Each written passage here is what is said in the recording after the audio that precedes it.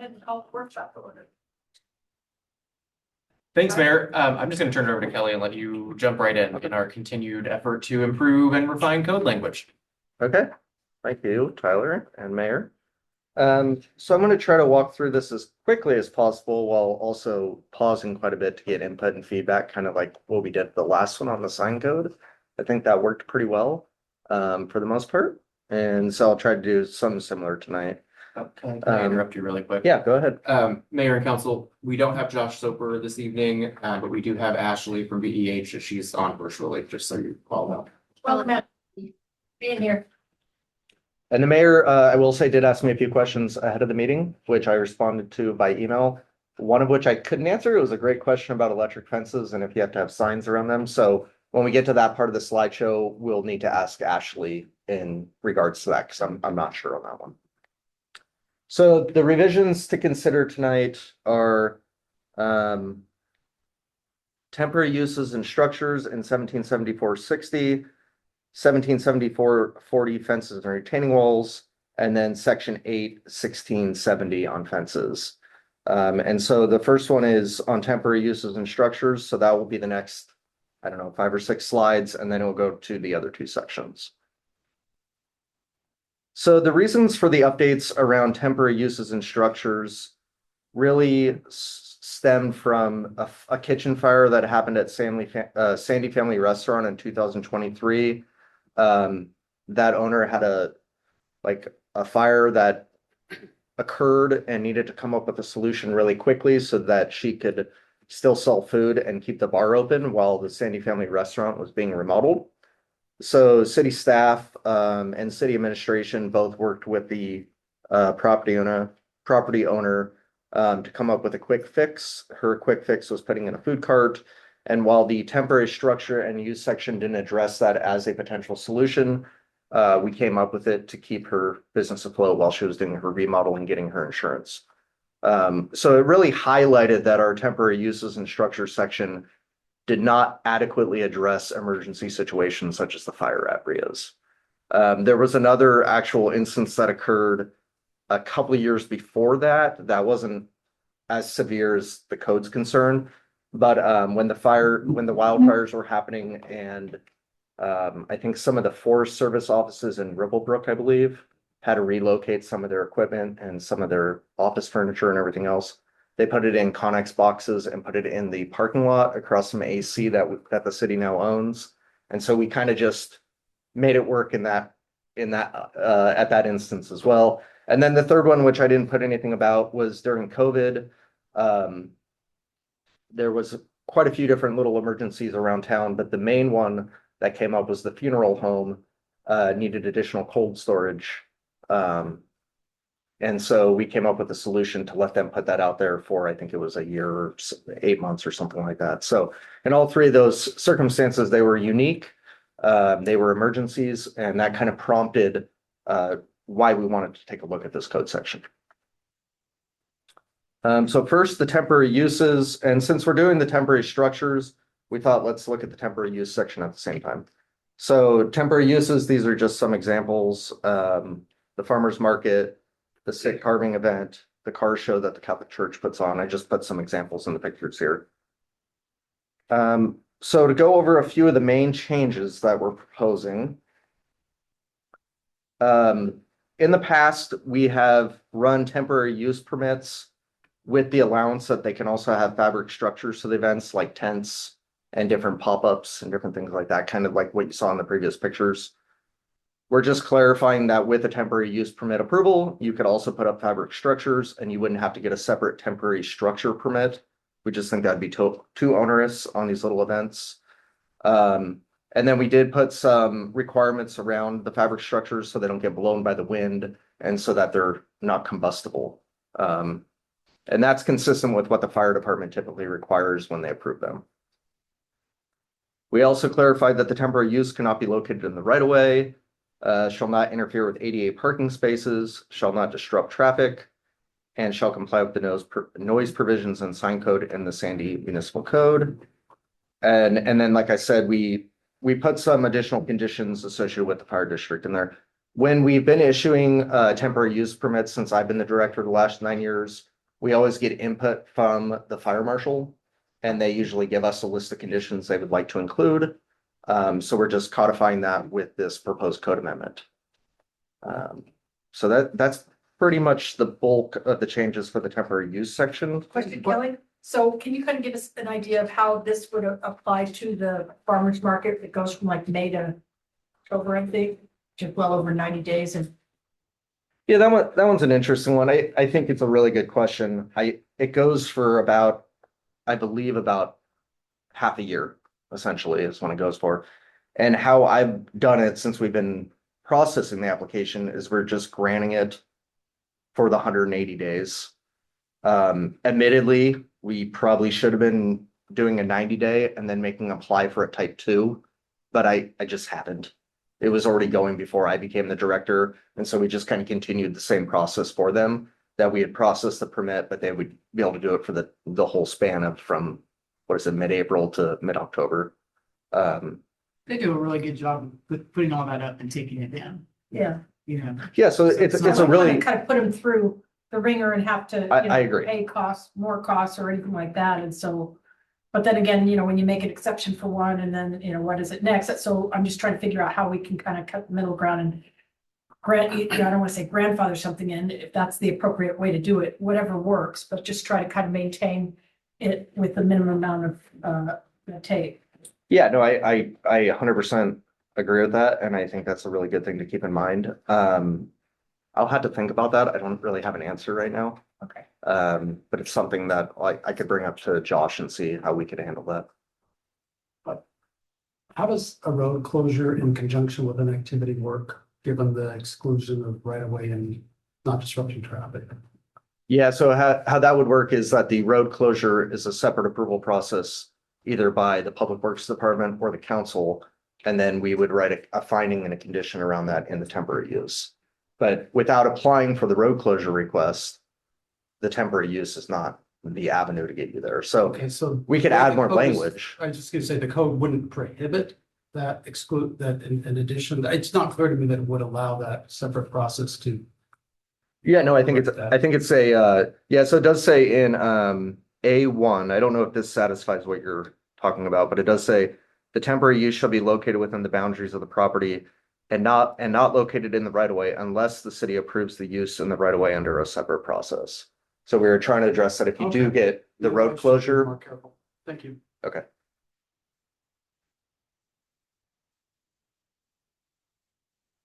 Yeah, what we're trying to say there is basically without the road closure process through Public Works or the city council, the temporary use permit wouldn't be enough. Then I guess the real question is 90 days the right period? Is there any? I think it's a good legal question. Consideration for longer or shorter periods or? Yeah, is this totally up to us? I think it's 100% up to you. This is not a housing application, so the state doesn't really get involved. So in it. going back to the farmer's market point, maybe we should set it long enough to encompass what we've historically been doing? I'll just note that you can't see Ashley nodding her head. Yes, she agrees that you have discretion. Okay. Yes, apologies. I didn't want to interrupt. I'll also say just really quickly, since I'm unmuted, that yes, I think you would have a separate process for temporary uses in the right of way, including closing down rights of way for events or other things.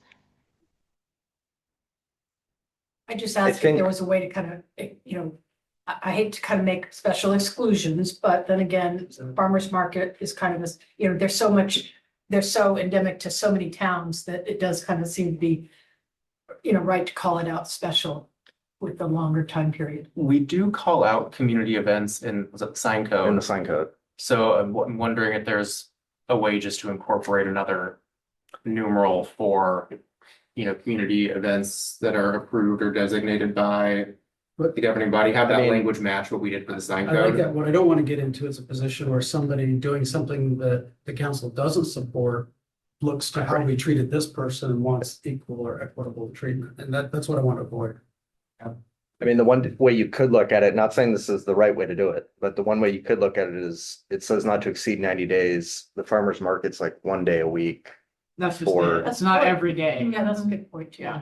So I mean, they're applying for a duration I didn't say I was right. I was much saying, longer than that, but the actual road closures and an activity that's happening is substantially less than 90.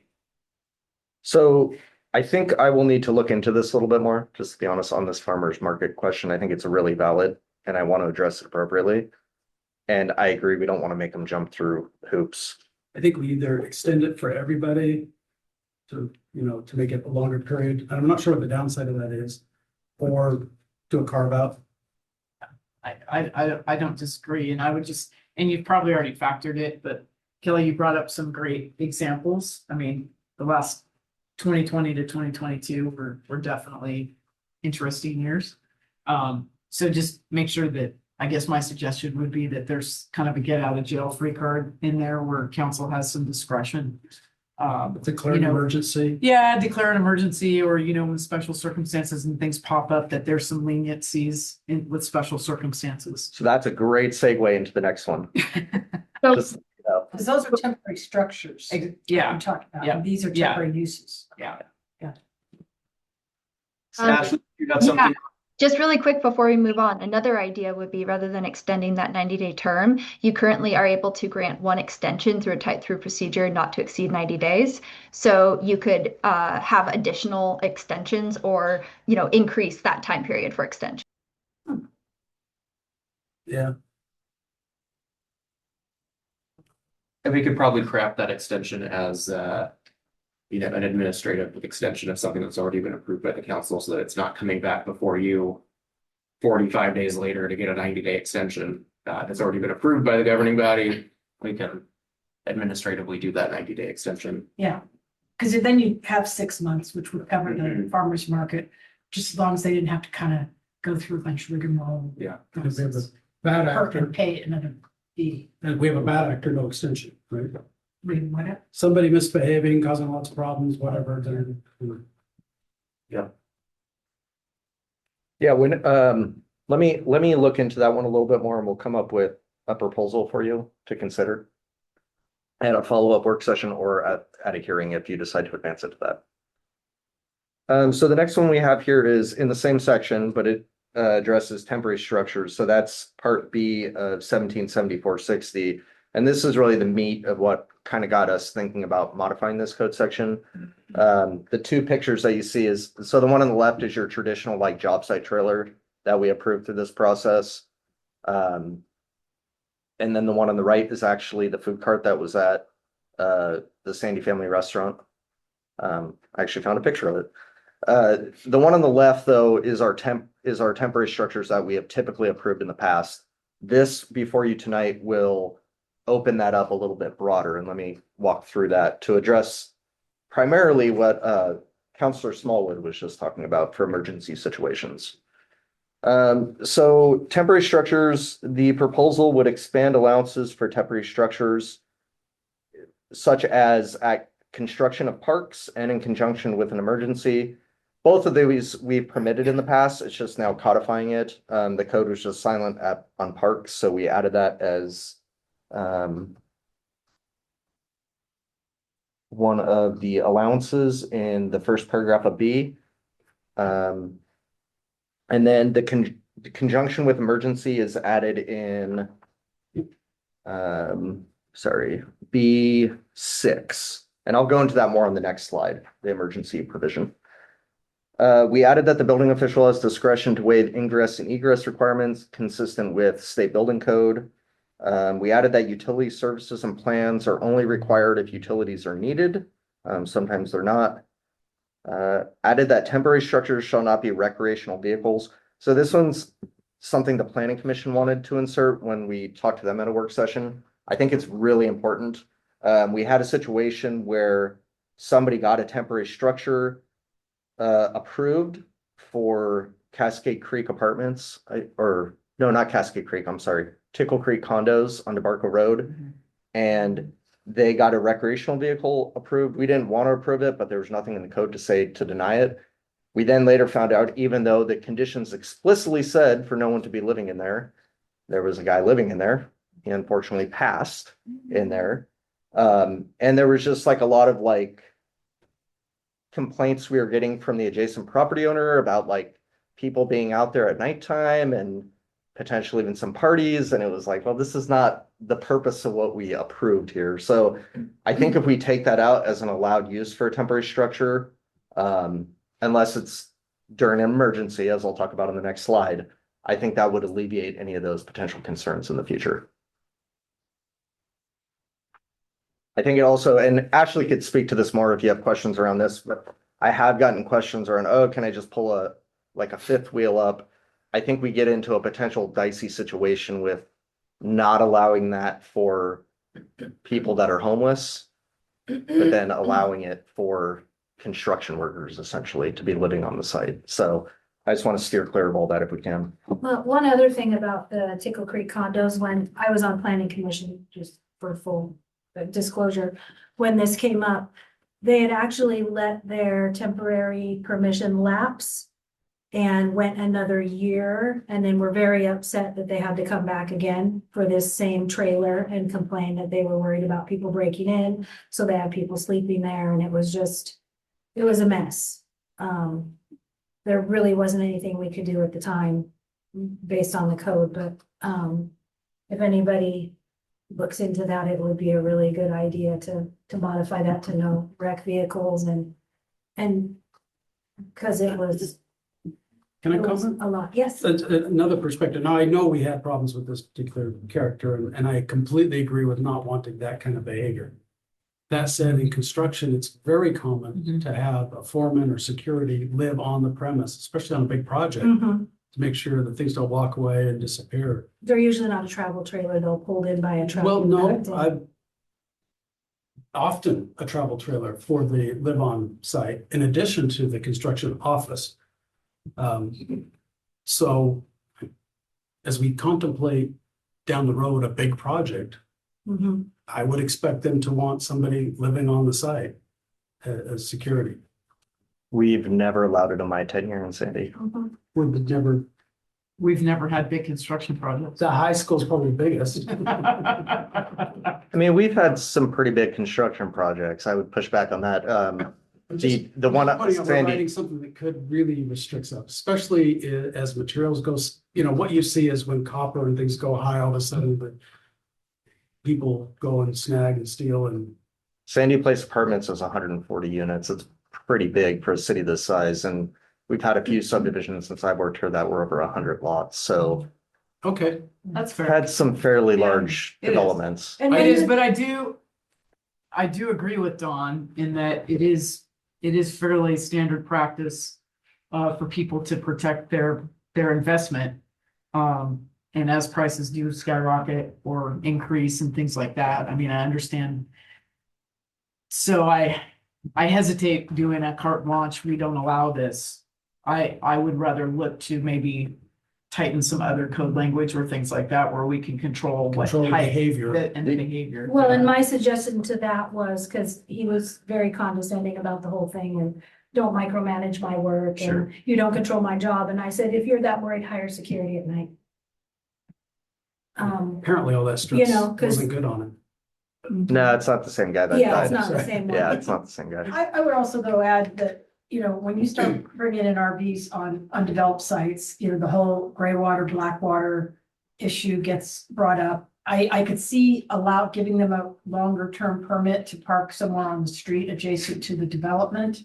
That way they can kind of easily get it in and out to dump the black water tanks or have it serviced or whatever, but I really get the can of worms that we can open up when we start allowing RVs to be staying on undeveloped land that's in the process of being developed for long periods of time just seems a little bit concerning, especially if we haven't needed it up till this point.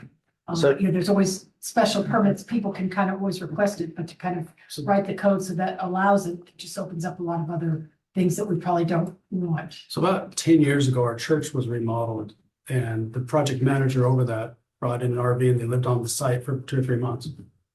In an RV in the parking lot. So we have done it. We maybe haven't permitted it or looked at it that way, but it does occur.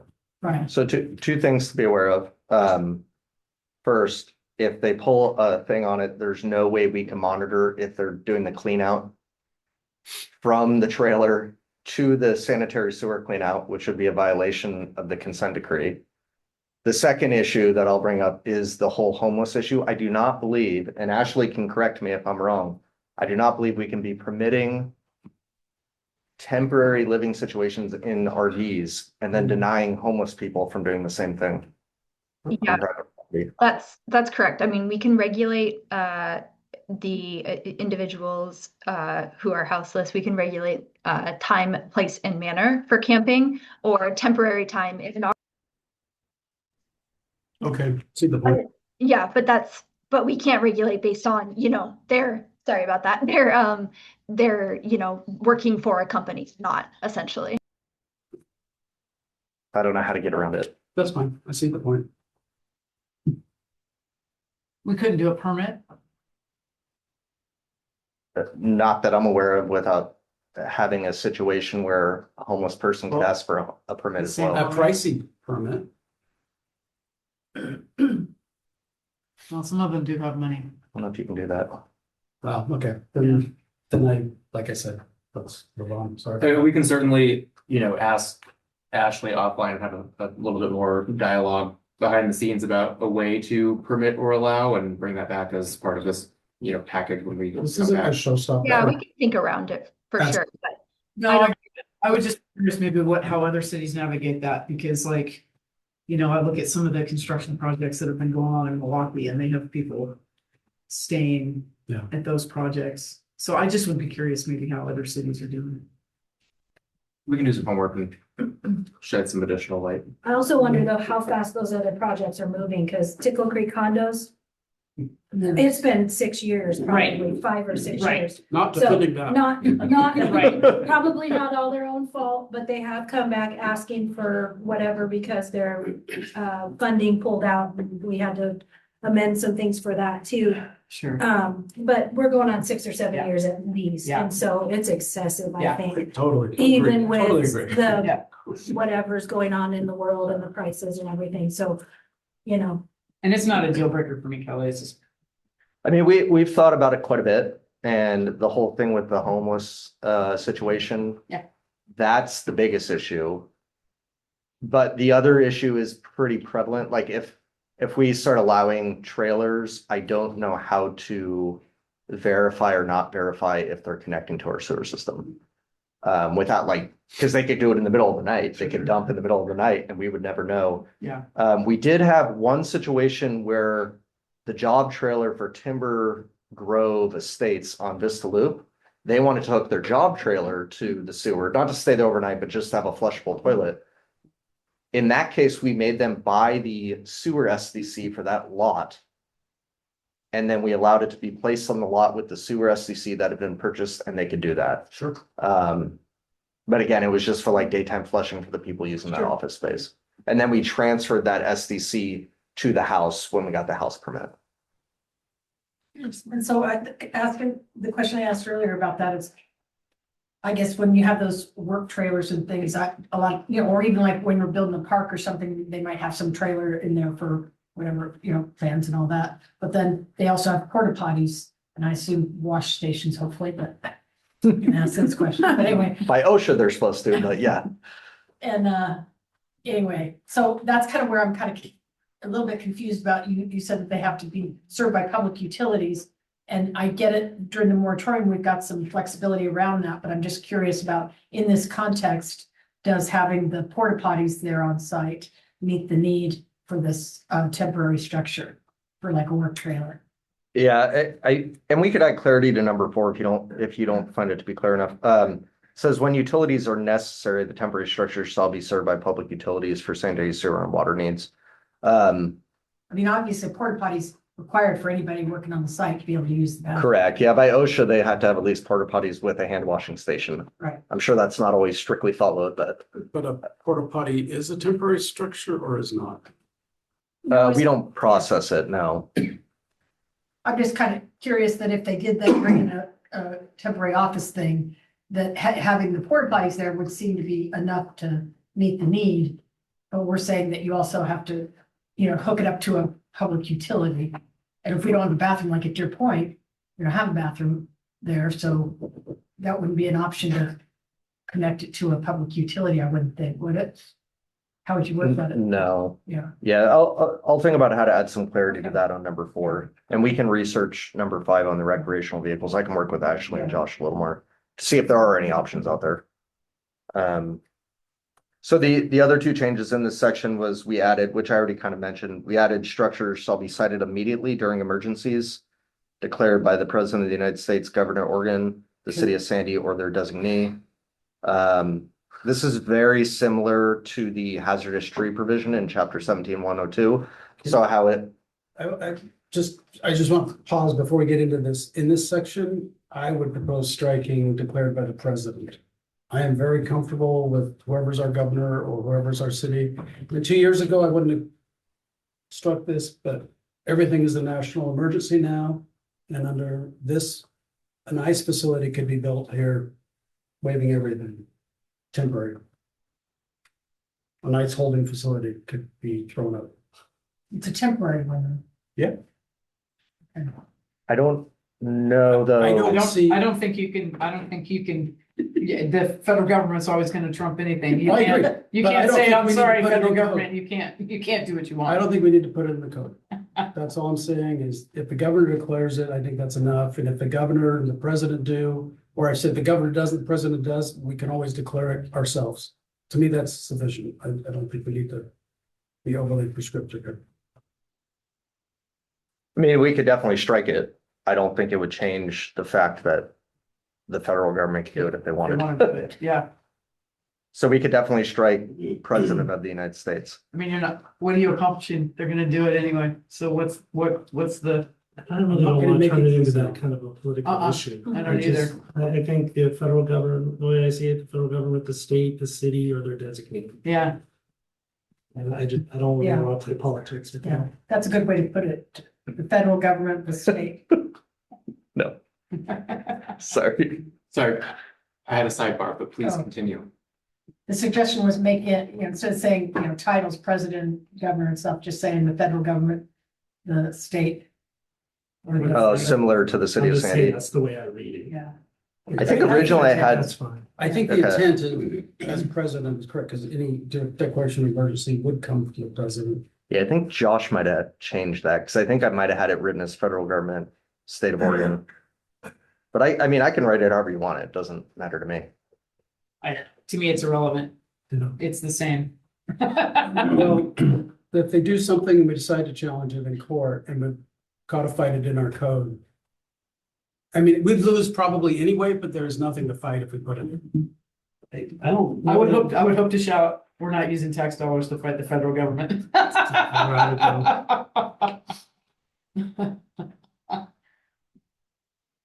I can ask Josh if he has any other language or Ashley if she has any other language.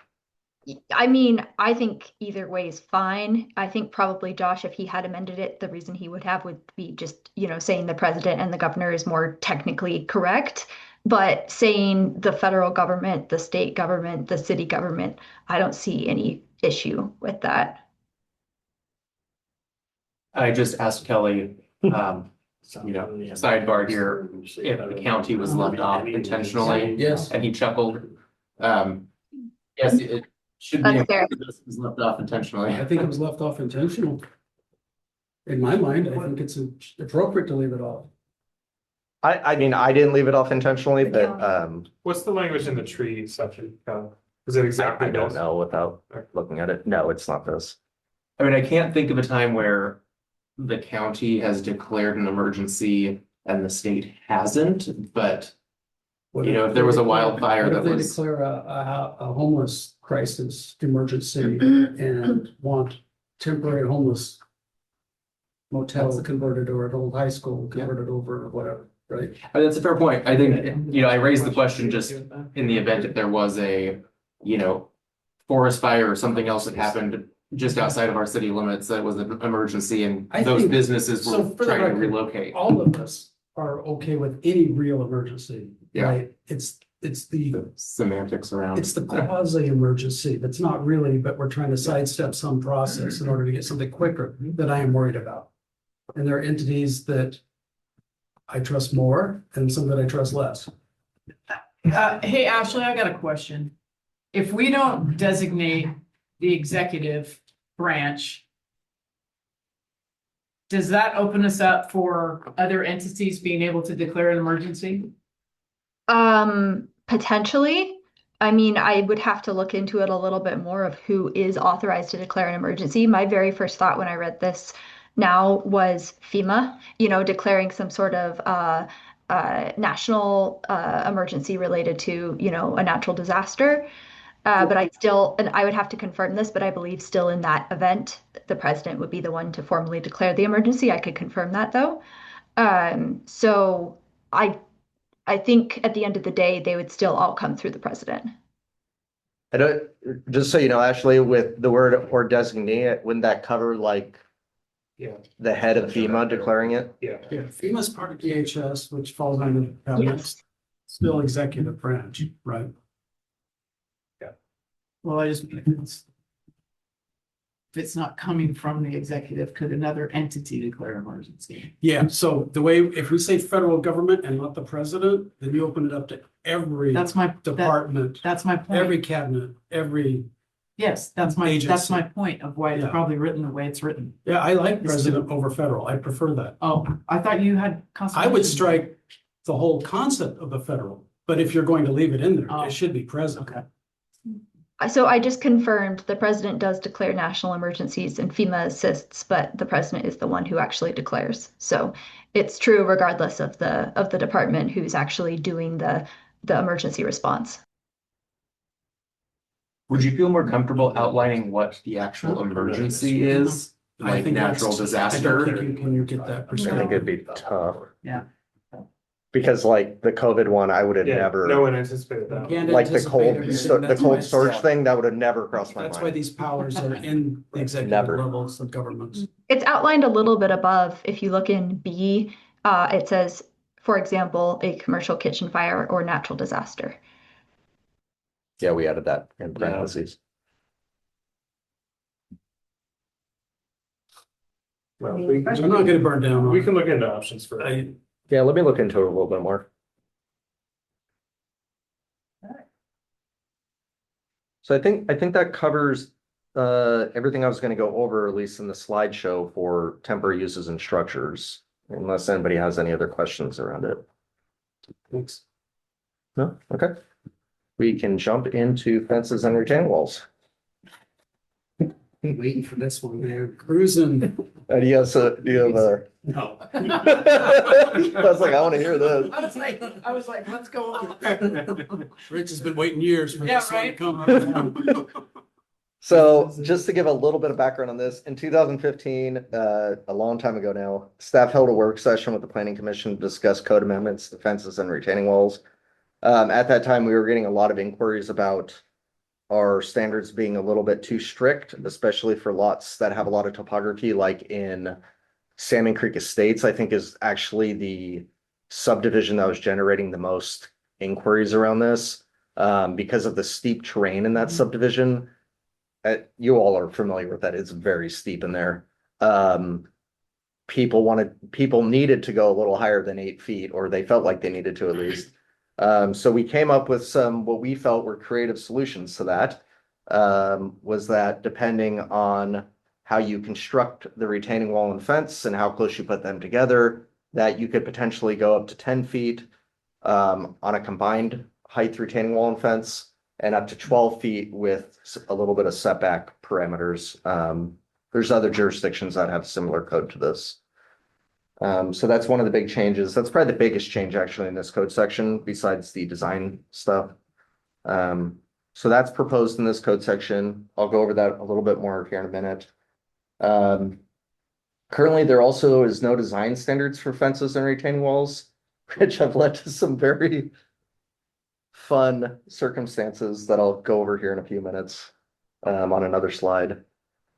So this slide here, the retaining wall height and fence slide, and my little diagrams actually might not make this very clear. So the two main things to take away from the diagrams, because I think the diagram on the right actually is a little bit confusing.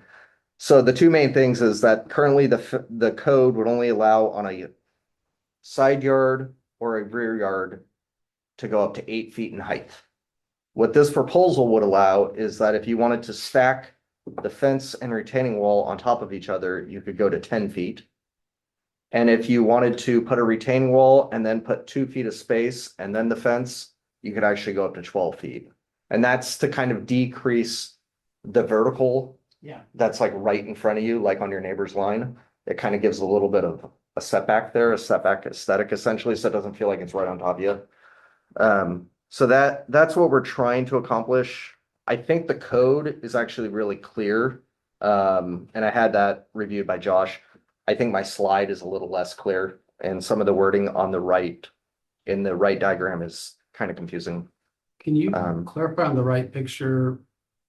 Are we limited retaining walls 4 foot to 8 foot or up to 4 foot on the left with a 6 foot directly on top, or 4 up to 8 and then 6? I'm not sure what that means. I know, and that's why that is confusing and it doesn't make any sense. So I don't know what I Math did isn't their there. specialty. How, What's that? As Kelly once told me, math isn't their specialty. so are we limiting retaining walls to 8 feet? Is that a max Yes. retaining wall? So, yes, so the max retaining wall or max fence would be 8 feet. So that would then reduce the height of the fence down to 4 feet, right? Correct. To keep it to 12. Correct. So the higher the wall, the lower the fence. That's and correct. The 12 is the intended target. Yes. It's not 14. Right. That's kind of the question. And this is also so you can build a 1 foot retaining wall and then an 11-foot fence, Okay. which would be a violation of the code. So the fence, the max height of either the retaining wall or fence doesn't change, but the combined height goes higher by either 2 or 4 feet, depending on how you construct it. If that makes sense. So I have a concern with an 8 foot retaining wall and a 2 foot setback in that it's an unsafe area to be in. For yard maintenance or maintaining it or doing anything to it, it's an unsafe area. Well, any Because of the retaining wall? If you are 8 feet above something, an 8 foot retaining wall, and now you get 2 foot setback in your fence, that means you have a fall area of 8 foot. Not necessarily, not if it's on a hillside. and it requires a permit. Anything over 4 Yeah, feet yeah. requires a permit. Yeah. I agree. I'm just concerned that it doesn't say it had to be on a hill to have an 8 foot. I don't know why you'd build an 8 foot retaining wall, just, If the topology is such that it's level this way, straight parallel this way, and but sloping, and now you pushed it back to create an 8 foot wall. You know, so now it's 8 foot and then that's leveled off your yard up here, but now you get this 2 foot strip and an 8 foot fall area.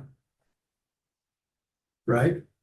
So how do you maintain it? You're just creating something that is not safe to maintain or very difficult to maintain. And that's going to create an eyesore or other problems for whoever's on the other side of that fence. so I disagree, because like, if you look at, I'll use my parents' backyard as a great example on DeBarco. Their backyard goes straight uphill. And so all the houses behind them are way up above them.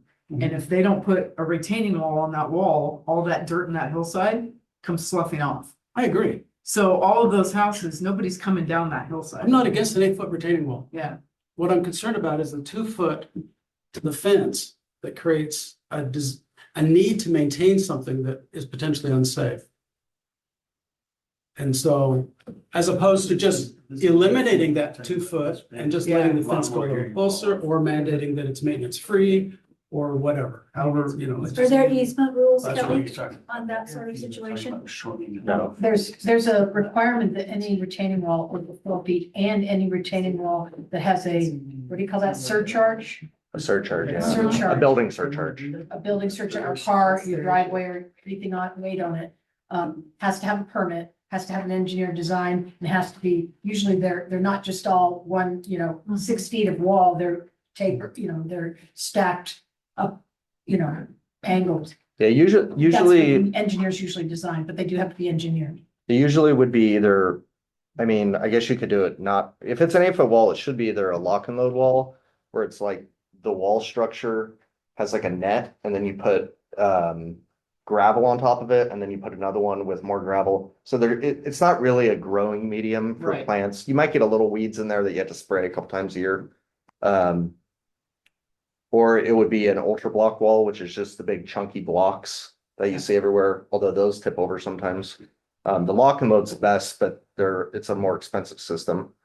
I get Don's concern. I don't, It's, so I- that's I don't- maintenance not on the wall itself, but on the top. you're talking about if there's like The top grass and 2 stuff foot, growing up It's there. that 2 foot setback of the fence from the edge of the wall. Mhm. That Yeah, but you're gonna do something on.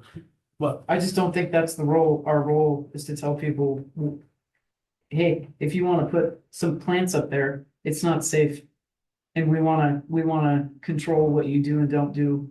But we're telling them, if you wanna put a fence on there, move it 2 feet away from the But you wall. can't, Well, they don't have to, they can. I have that It situation says in my minimum. backyard. I have, in fact, I was just cutting my hydrangeas, because I have a retaining wall less than 4 feet and then a space and then a fence. And you needed that space to both put the fence in, because it gets really close in some places, it doesn't have 2 feet, gets really close. And then, you need that space to put the fence in and then to maintain the fence, paint the fence, all that, Sure. kind of stuff. So, I see what you're saying. yeah. Yep. so it's not really possible to put the fence right on top of the wall. Yeah, I see what you're saying. Yeah. Yeah, so maybe 2 feet's too small, maybe, I don't know. I just think we should be careful about doing something. If it's not safe enough to get back there, then for whoever's living on the downhill side of it, it's not gonna be maintained, it's gonna get nasty and so we're not doing the other property owner a favor. But if you have to get a permit for something that tall, doesn't that get all daylight? I don't want to say daylight, the word I want is reviewed for safety and engineering and all that? To Yeah, address those safety concerns that Bob has? Yeah, the state building code, it requires a fence if it's a walking area. But I don't think this would be a walking area. That's not what I was envisioning it as, at least. I don't know. Because if you think about it, like there's tall retaining walls all over the place Mhm. without a fence protecting somebody from like climbing it and then being at the top of it. Like if you look at like ODOT facilities and stuff, they're all over the place. But if there's like a walking trail or a walking surface up at the top of the retaining wall, then of course it would need to have a fence to protect from fall hazards. Yeah, I wasn't thinking we were gonna put fall prevention stuff on this. Right. I'm just suggesting that with the minimum setback, we're forcing potentially, if we don't dictate a maintenance-free cover, whatever's on the top, we're creating a maintenance situation, somebody's gonna be back there. And it might not, well, it wouldn't be a 2 foot wide, it wouldn't be safe. I mean, you could certainly look at just making. You could certainly just look at making it 12 feet with all the language that we currently have and not requiring the 2 foot buffer, like Don's suggesting. That way it would give them more flexibility. They could go more, or they can already go more, but they could go less if they so chose. If they have a design that's can tolerate it, right? That's the key, whatever they're building is. I'm just figuring for me, if you have an 8 foot retaining wall. And I'm the property on the other side of that retaining wall up above it. I don't want a 4 foot fence, I want a 6 foot fence. So I don't understand why we have 12 foot rule for combined height. If you can go from the ground to the top of the fence at 6 feet. And the max width is 8 feet on the retaining wall, why can't the max be 14? Given the rule being the fence can only be as high as 6 feet. Yeah, I mean, the higher we go, I think it's gonna become. Without defining where you can put these, which we have not done. I don't know, I think 12 feet's already getting pretty tall. But we So do then have you some run up good to topography in 14. this town. But I mean, again, think about the retaining wall and think about even your proposal at 2 feet off. I'm the house to the right of that. I want No, a I get- 6 foot fence around my yard. I don't want a 4 foot fence. And I didn't build that retaining wall. You did, or the neighbor did when they built their house there. I want my privacy too. So but I also see that you don't want a 12 foot fence. You just want a 6 foot fence.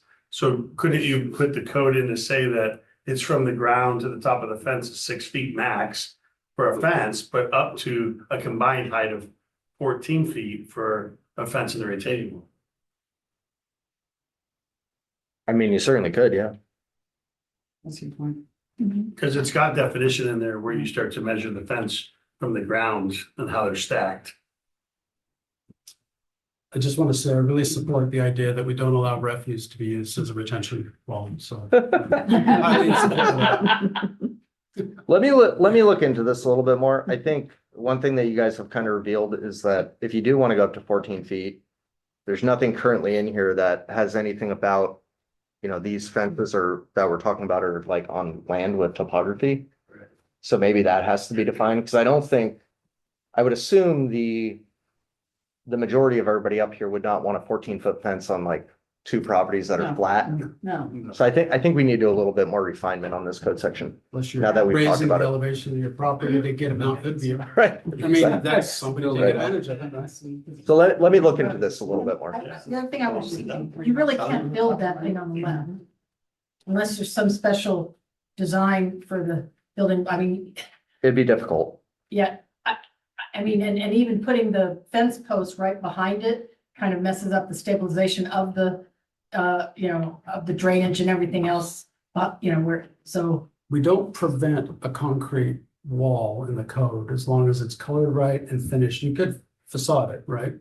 Currently, we don't prevent any of that. That's what we're No, but I proposing mean, in tonight. the proposed design standards, it has to meet certain color, but does it have to have an architectural finish, or is it concrete, stained concrete meet that need? let me be clear about point I was making is, you know, the posts aren't going into the wall blocks. If so- you build with wall blocks, but if you build with if you're doing 8 foot. Yeah, if you It build may well four. be a reinforced concrete rebar wall, right? I'll just say it does require an architectural grade finish. And it needs, oh, yeah. Sorry, go ahead. I was just gonna say then, thank you. Actually, it could be a concrete wall reinforced, especially if you're going 8 foot, and then a brick facade up the front. You would need code then, correct? Yeah, if you have poured concrete, you could put the posts in. with Yeah, metal that's the posts. only way. To your point, that's the only But way you yeah. have posts there. Yeah, It otherwise, has to yeah, be with Specially designed. but a lock and unusual load or something like that. Retaining wall Yeah. type stuff is, yeah, okay. Let me look into that a little Okay. bit more though. So on the design standards section, that's like really the big other change here. So currently we have nothing. Which has caused some issues. The first one is probably the one that kind of had the most controversy at the planning commission. We were proposing not to allow galvanized finish in front yards. We run into a lot of issue with people having galvanized finished fencing, and then it gets rusty, and we don't really have any code currently to make them actually modify that. So we gave some ideas around that. That would still allow galvanized fencing, but with more of like a what would you call it, like a farm motif. It would also allow you to still buy fencing that's not galvanized with the black or green or brown finish material on it that doesn't rust. So that's the proposal there. The next one is A comment about that? yep, Just- yeah. Just the only thing that scares me on that one is the word front. We have a lot of homes that are built with the backyard facing streets. And I think that's the inference of front, is street facing. So you could have a side yard or a backyard that hits the curb of a front, street. And I wouldn't want to see something like that there if we're gonna be that restricted. How does that work? How does that get applied then in that situation, like on Bluff, where you've got the backyards along Bluff, kind of sort of? Yeah, Counselor Mayne would be correct. I think if you were concerned about that, you had to broaden the definition. To street facing yards or something to that. That's the only thing I want us to think about. Is there, Good point. I mean, my personal opinion, I hate chain link and anything that even looks like it. I would exclude it if I could. At least moving forward. I don't know, if the rest of you feel similarly or not, but it I don't, doesn't fit the whole Sandy style thing. yeah, but that doesn't apply to residences. I know, but I'm offering an opinion and I'm asking. I can live with this, but Yeah, I don't. and I'm I think that's our personally, say. I'm okay with it in somebody's yard for their own, peace of mind and privacy or security. I'm thinking more about the front facing fencing the fences that hit the street and what it looks like. And I would rather it be more dark, like the black vinyl wrapped or rubber wrap fence than galvanized. myself. I've been told by people that have put the black fencing in, because the city uses the black fencing for like our stormwater ponds and everything else, that the cost is essentially the same now. It used to be more expensive, but the cost is Yeah. the same now. But you don't have the maintenance that you do with the wood fence. Right. That's the upside. Yeah, Or the maintenance of a galvanized fence where it rusts Yeah. after 10 years. yeah, exactly. My house is built in 2012. I'm paying to put new fencing in it right now. So it's wood. So why not give them an alternative option other than wood? So I like the black fence. A galvanized rust? Yeah, The yeah, modern galvanized, that's not hot dipped, rusts pretty fast, yeah. and hot dipped is expensive. And we have had, since we've had the code enforcement officer for now 2.5 years, we have had questions and stuff about it, and it's like, I just assumed sorry, galvanized rust. like, if the fence is like really bad, like Used it's to. falling over, Used to not rust. if it's falling over, it's like really broken, there is a code section that addresses that. But simple rust, I mean, maybe that's what we update in the future is the nuisance section to say it can't be rusty also. The next design standard is to not allow plastic fencing and polyurethane fencing that's really meant for like grading. And tree protection fencing, that kind of stuff. This is a picture that was on the internet, but we have had a few people try to install this. There's nothing currently in the code that would prohibit it, but we've asked people in a few cases to please replace it, and they actually have, because they agree it's not great looking. So we're just trying to codify it that you can use that as permanent fencing. But we are allowing like for temporary use, like say somebody Correct. buys a house and they just need a temporary fence until they can get their fence put up. Yeah, it says Okay with that. unless permitted through a trade permit, grading permit, or a temporary use permit. Yeah. I'm all for it. Yeah, I actually never thought this would have to be something we had to regulate, but apparently we do. Design standards around retaining walls. This one is actually the most interesting one, out of the design standards section. Actually long before I think my predecessor's predecessor was starting to put into final orders that retaining walls should have an architectural grade finish and stuff like that. And for the most part, nobody's ever really pushed back or said anything to that.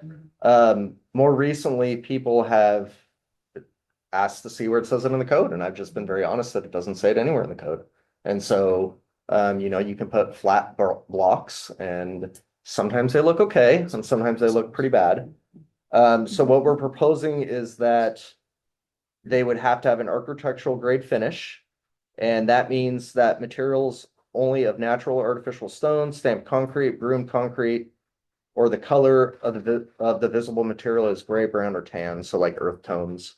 They also retaining walls and fences cannot have high intensity colors, metallic colors, day glow colors, and highly reflective colors, which our poor code enforcement officers have also had to deal with when property owners get in kind of disputes, and one of them will paint a crazy color, and we have nothing regulating that currently. And then the last one on this is retaining walls shall not consist of railroad ties, tires, or refuse. We had a crazy incident, maybe, I was a little thinner in these pictures, so it was probably 10, 11 years ago. That a guy built a retaining wall made of tires.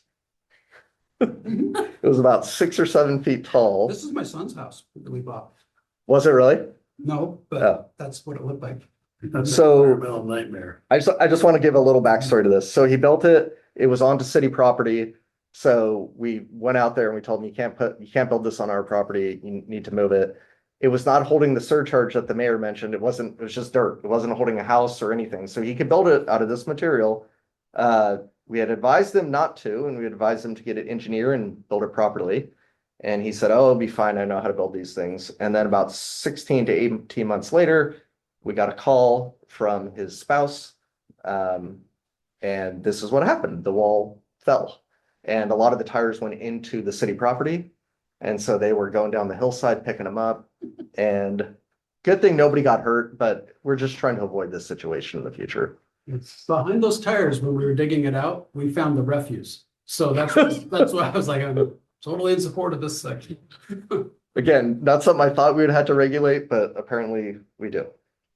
You know, there's also just, I don't know if you guys remember, and it's probably still there, on 212 there going to Clackamas is the fence made out of garage doors. Mhm. Joe McGee, well, hopefully Yep. that can, we have something like that, that, It's a good question. you know, something to think about. Okay, let me think about that. Okay. I will say, after I read the staff report in PowerPoint, I was looking up French drain videos for my own house project, and my Instagram algorithm showed me how to build a retaining wall out of tires. So someone out there is pushing this narrative that this is how you're supposed to do it. Not us. We're not pushing that narrative, but So I know we're running close to Yeah, time, go but ahead. I'm gonna try to whip through a few more slides here. We added a definition for retaining walls and fences and how to measure them. That was something that wasn't in the code. That was written by our city attorney, so I think that's pretty solid. That's right at the top of this section. This next one, I go back and forth on it. It was something that I think we talked about at planning commission. And I don't know if there's a right or wrong answer to it, but we were trying to get it so that the landscape buffers are really front and center in the industrial areas and not the fences. So as you probably all remember, there's a requirement to have a landscape buffer along arterials and collectors in the industrial zone. What's the width of those? I think it's 20 feet wide. 20 feet? So I'll give you the plus and minus on both sides. I think the fence behind that would look better. I think the fence in front of it protects that area from not just becoming like a hangout for people to sleep and hang out in and maybe hide. So I could go either way on this one. I don't know what the city council thinks about that, but so we could axe it or we could leave it and see if it becomes a problem. I'm totally open on it. It was just, we're trying to come up with a solution for it. We modified wire fences to be compliant with ORS 195-870, and so that was from the city attorney's office that our code was currently in violation of that ORS to allow electric charge fences in the I1, I2, and I3 zones. As requested by the commission, one more slide, Jeff. We modified the recreation section for fences to be specific for only community service uses, and this was a great catch by the commission. So currently the code would allow this 12-foot fence basically for any recreation area. I don't think that was ever the intention of the code. I think it was for like schools and parks and churches and stuff like that. And so that's what we've clarified here. Because otherwise it would be violating our other code section of fence height. We added some more regulations that are consistent for swimming pools and hot tubs, consistent with the 2023 Oregon Residential Specialty Code. And that's mainly for safety to prevent drowning, accidental drowning. So we mirrored the Oregon State Code to our code now. And then we added a very, very brief subsection H, which is regarding building code requirements that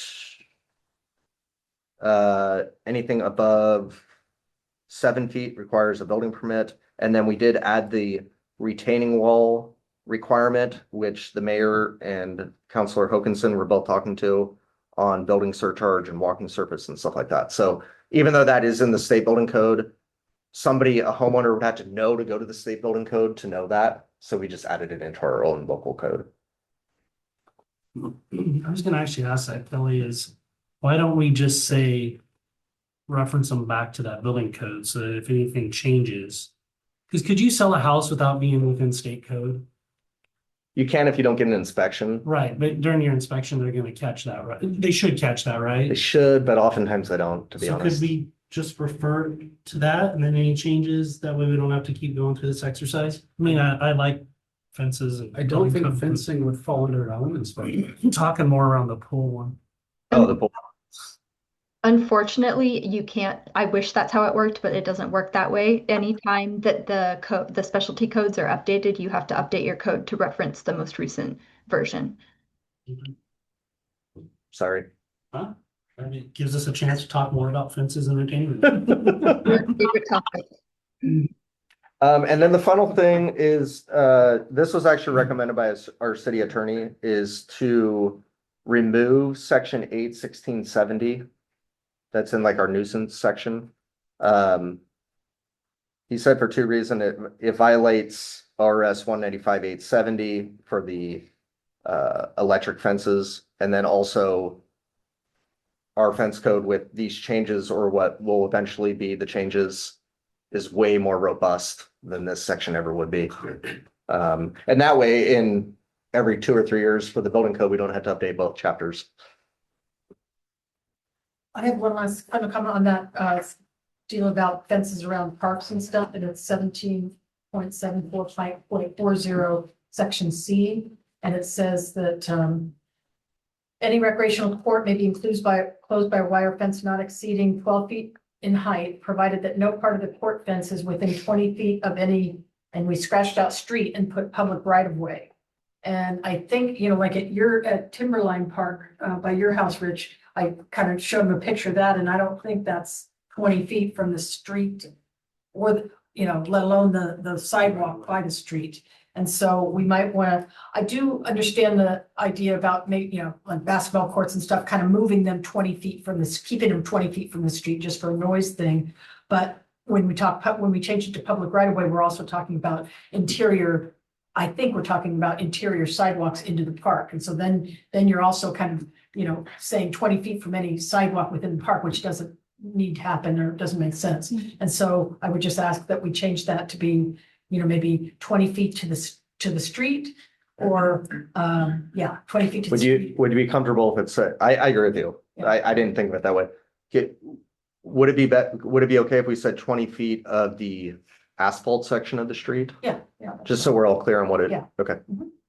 Yeah, I think that's a great point. That wasn't the intention, was to push it further back. That was, yeah. Yeah, that's what. Maybe 20 feet from the curb. Oh, face curve, that would work Yeah, also. that's We fine. don't always have curves Oh, that's true What do we too. do around parks? so far. Because I'm just Well, there'd pointing be- out that- they make parks pay for them. I mean, I imagine we'd be mandating a curb or half street improvement or whatever frontage improvements along that development at the time that this fence or court or whatever is going in. Kelly, which section is that? It's section C. It's section C. Also, council, for full transparency, I did help. I was on planning commission when we did What? go over all of these, You were on some of the planning fence commission? stuff. Yeah, so just to be full disclosure, I was on planning commission when we did discuss these changes in the fence codes and things like that. Yeah, that's a lot of work went into all this. Thank you. Yeah, I'll make some changes and work with Tyler to bring it back before you guys. Very good. Any other comments or questions? Okay, we're gonna adjourn the workshop. We'll start up at about 10 after, maybe 6 minutes. Thank you. Thanks, Phil. Thank you.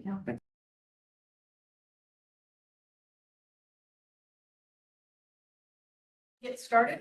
Pledge of allegiance, please. I pledge allegiance to the flag of the United States of America and to the republic for which it stands, one nation, under God, indivisible, with liberty and justice for all.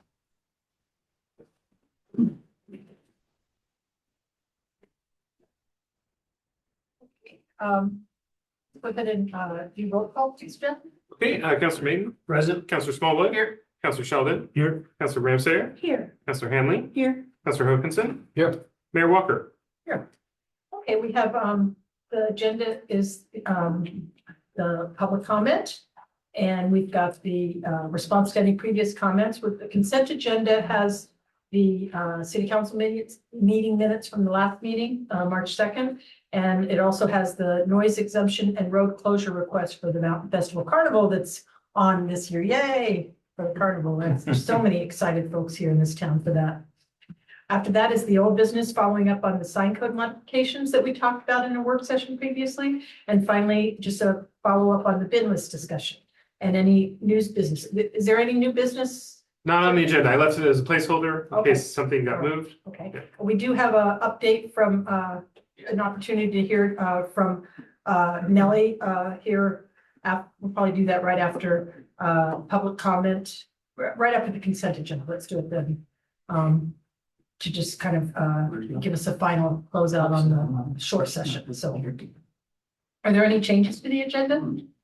I have a question, Mayor. In regards to the carnival section, we have people from the carnival here.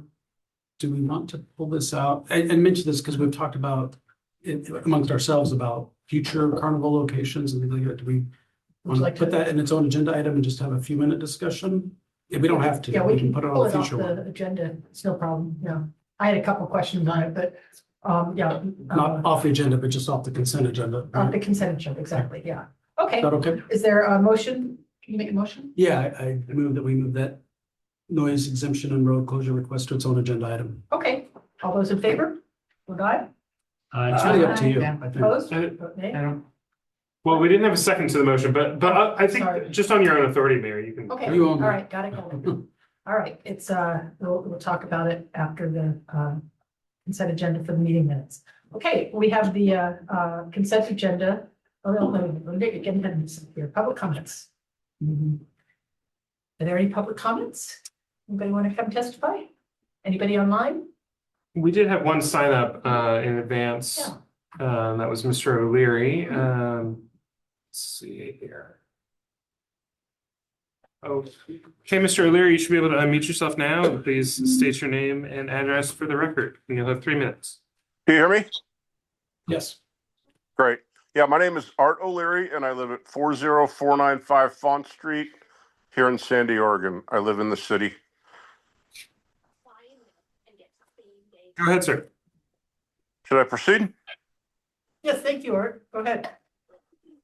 So there's been a recent discussion on local social media about some homes that had their sewage discharge connected to a storm line, which then drained into an open holding pond of some sort, which would amount to a sewage lagoon at some point.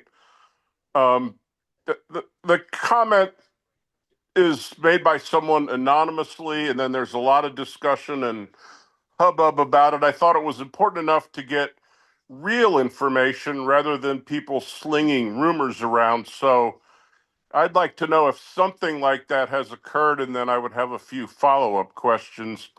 Does the city know anything about this? So Mayor, I'm happy to jump in here with the limited information that I do have surrounding this topic. It sounds like 8 or 9 years ago, there were 2 homes in the Sandy Bluff area that had a connection issue where the wastewater line and the stormwater line were cross-connected, for lack of a better term. The developer was notified and remedied those under the builder's warranty that was part of those homes being developed. After that issue was identified, Public Works went out and inspected all the remaining lines, did smoke testing to ensure there were no other issues. That's the short version. That's kind of what I was able to gather today. Like 8 or 9 years ago. I think the last correspondence that we were able to dig up was in 2018. And then I didn't have a chance to look at the specific construction dates on those houses, but much of that neighborhood was built between like 2016 and 2018. So it would have been in that general time frame. I'm happy to do some more digging and get, more information if the council's interested in that. But the short answer is there was 2 homes that I'm aware of. There was an issue identified. It was quickly corrected with the developer. And implemented, processes and procedures to ensure that those things are identified. If an issue, occurs, they're identified before someone's moving into the home. Inspections are taking place on a regular basis, both with all new construction and then, just continually throughout the city, we've been doing extensive wastewater testing on all of our infrastructure. So the accusation that was put on social media was that it created a sewage pond. I'm gathering based off the information you just gave that is false. Yeah. I've never heard of a sewage pond that occurred from this issue. No. And My understanding is they were confusing, they were implying that the sewage was going into the pond at the park. I figured that's what they were And so saying, but I that's just what- yeah, wanted clarification because And I think this goes to Mr. O'Leary's question. right, and then also to clarify on that, the stormwater detention for that neighborhood is the park. It's the sunken areas. There's, some stuff right around those sunken areas. It's not the pond. So none of the stormwater is going into the pond. And the other thing I talked to AJ a little bit about this today, based on the comments, and just said, evidently sewer lines are always painted green and water lines are always painted blue and stormwater lines are always painted white. And so whoever the contractor was out there wasn't familiar with that standardized paint identification. And so, that's kind of how it happened. It was kind of at the street. It wasn't at the house itself. So the building inspector kind of inspects the house itself and all that. Since then, what he said is that this Public Works Department actually does go out and inspect, since this happened, they go out and inspect those connections at the street for water and storm, for water, sewer and stormwater to make sure that doesn't happen again. So, yeah, it seemed like it was, found out pretty quickly, dealt with, and wasn't going into the pond. So there was quite a bit of misinformation on that message, but yeah, those are the facts, and we really appreciate you asking the question about it, Mr. O'Leary, because it does kind of help to clarify the facts there. Yeah, it kind of drives me nuts when I see these things that, I have had experience with the council. I've been here before. I've been going to most of the meetings, and I find the way things operate, you guys are very open and clear, and it's very easy to get information. I never feel animosity, and to have the whole, this group of people in the town popping off on things that none of us know anything about. So it's really helpful, and I appreciate that. A few follow-up questions. You used the term cross-connected. Does that mean it was something like a combined line at some point? And it sounds like you're saying that this was repaired in 2018, like the houses were built and then within a year or two, the problem was discovered and then it was repaired. Is that correct? So take cross connection as just a loose term. I didn't dig a hole to see exactly how those lines are laid out, but I think one line was just connected, as the mayor mentioned, to the wrong color pipe that was in the road. Right. So the connections were switched would be a proper term, maybe. And then like I had mentioned earlier, I didn't have a chance to look and see what date those properties were constructed, but the last correspondence that I saw from the city to the developer was in 2018. So happy to dig into those dates more if the council is interested, but that's the best information that I have available at this time. But based on what you said, it sounded to me like it was discovered before anybody actually occupied the residence, so. I can't confirm that. I mean, it wasn't a long-standing issue, I'm not aware of sewage flowing into a catch basin or anything like that. So if it wasn't caught before someone moved in, it was caught shortly thereafter. So just to clarify, there was some statement in there like, oh yeah, it was running for 10 years. And I couldn't wrap my head around that. Like, who wouldn't really know that there was an open sewage lagoon running for 10 years? So, but it sounds like it was caught and when you say the correspondence were back in 2018, that's when the situation was remedied, correct? I don't have an exact date of remedy, but yes, it would have been remedied. Something like that. And just so you know, I'm not looking for a huge investigation or to waste people's time. I'd just like to share, I'm going to share proper information with the people of our community to just try to have people understand what's going on. Like I said, this stuff takes on a life of its own. I personally kind of don't appreciate some of the tone of some of it when I know how hard everybody works for the benefit of our community, especially as volunteers. But regardless of that, I just want the real information and I appreciate it. So it sounds like it was repaired soon after the installation and it wasn't at any cost to the city or the citizens of Sandy. The contractor repaired it under their warranty terms, correct? That is my understanding, sir. That's what AJ said. He said, Excellent.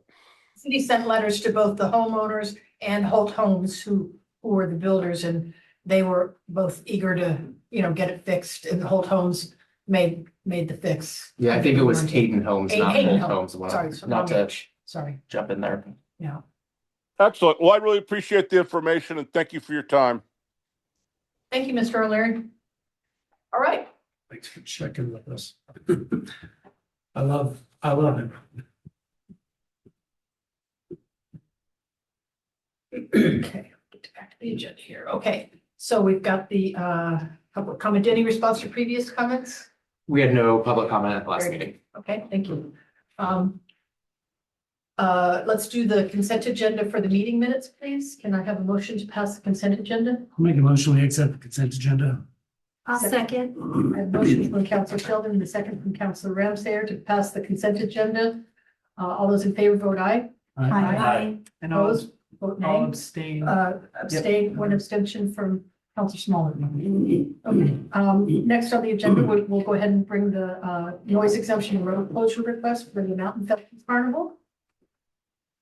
Patrick, you want to come on up to the table? Up here? You can just, it's fine. Do we have just specific questions or we don't need to, do you want to go through the whole staff report? We, Don, or whoever? yeah, we didn't prepare like a whole presentation around right. it, so maybe just questions that you have. Yeah, I was just thinking just questions and then just talking just for a minute about future locations and thinking about, partnering with us and maybe friends. These are other sites, so. Well, the questions I had for this one that I just said is I just kind of want to make sure somebody puts up signs on Scales Avenue because it is going to be closed for a week. And having a few days notice with signs posted that say what the dates of closure are going to be just helps those people to know that it's coming. I'm sure that's doable. yeah, so- Absolutely. Yeah. And so they said, the city said that they would incorporate that into the permit. And then the second thing was just, it sounds like you're gonna have the lay down yard out there where the vet clinic, Barlow Vet Clinic is supposed to go. Correct. And that, with the RVs and everything, and it sounds like that might be there for a week and everything. And I'm just kind of concerned about, emptying gray water and hopefully not black water. They're gonna have porta potties So there. we're furnishing porta potties for them and hand washing stations for them. The RVs are their responsibility there's no dumping on the property. The RVs, they're responsible for dumping the gray and black water tanks. It's their livelihood. They do that all the time. So they're used to doing it the legal way. So just making sure we got that in permits, they're gonna be living there a whole week probably, so. Yeah, they show up on Monday, the 6th, and then they will be gone by the following Monday, the 13th. But you wash up dishes and things like that, and hopefully they have big enough tanks to handle it, or the ability to kind of go dump it in the porta Right. potties or whatever. Right. I do go camping. Good, okay, go ahead. And I just wanted to add to the posting of the road closure is we do have a notice already ready to go out to every property owner within 300 feet, letting them know that there will be a carnival going on. So they'll be aware of the additional noise, the road closure as well. And ODOT was part of the ODOT notification and approval was posting ahead of time. So we have that. Great. Any other questions for these folks, or? I'll just bring up the thought. Obviously, this spot is probably not quite as big as we would like for it.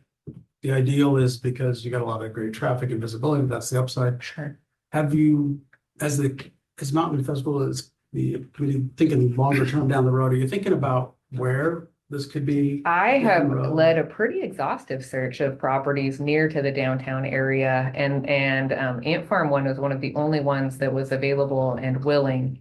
There are a couple other avenues that I could pursue in future years. I'm not sure the likelihood of those working out, but Ant Farm has said that they are willing whenever for that week for the carnival. They're set up long term. No, it's not ideal. The ideal setup would be a minimum of 300 by 300 feet. But given its proximity to the rest of the events of the festival and the walkability that it makes downtown, this is ideal for that reason.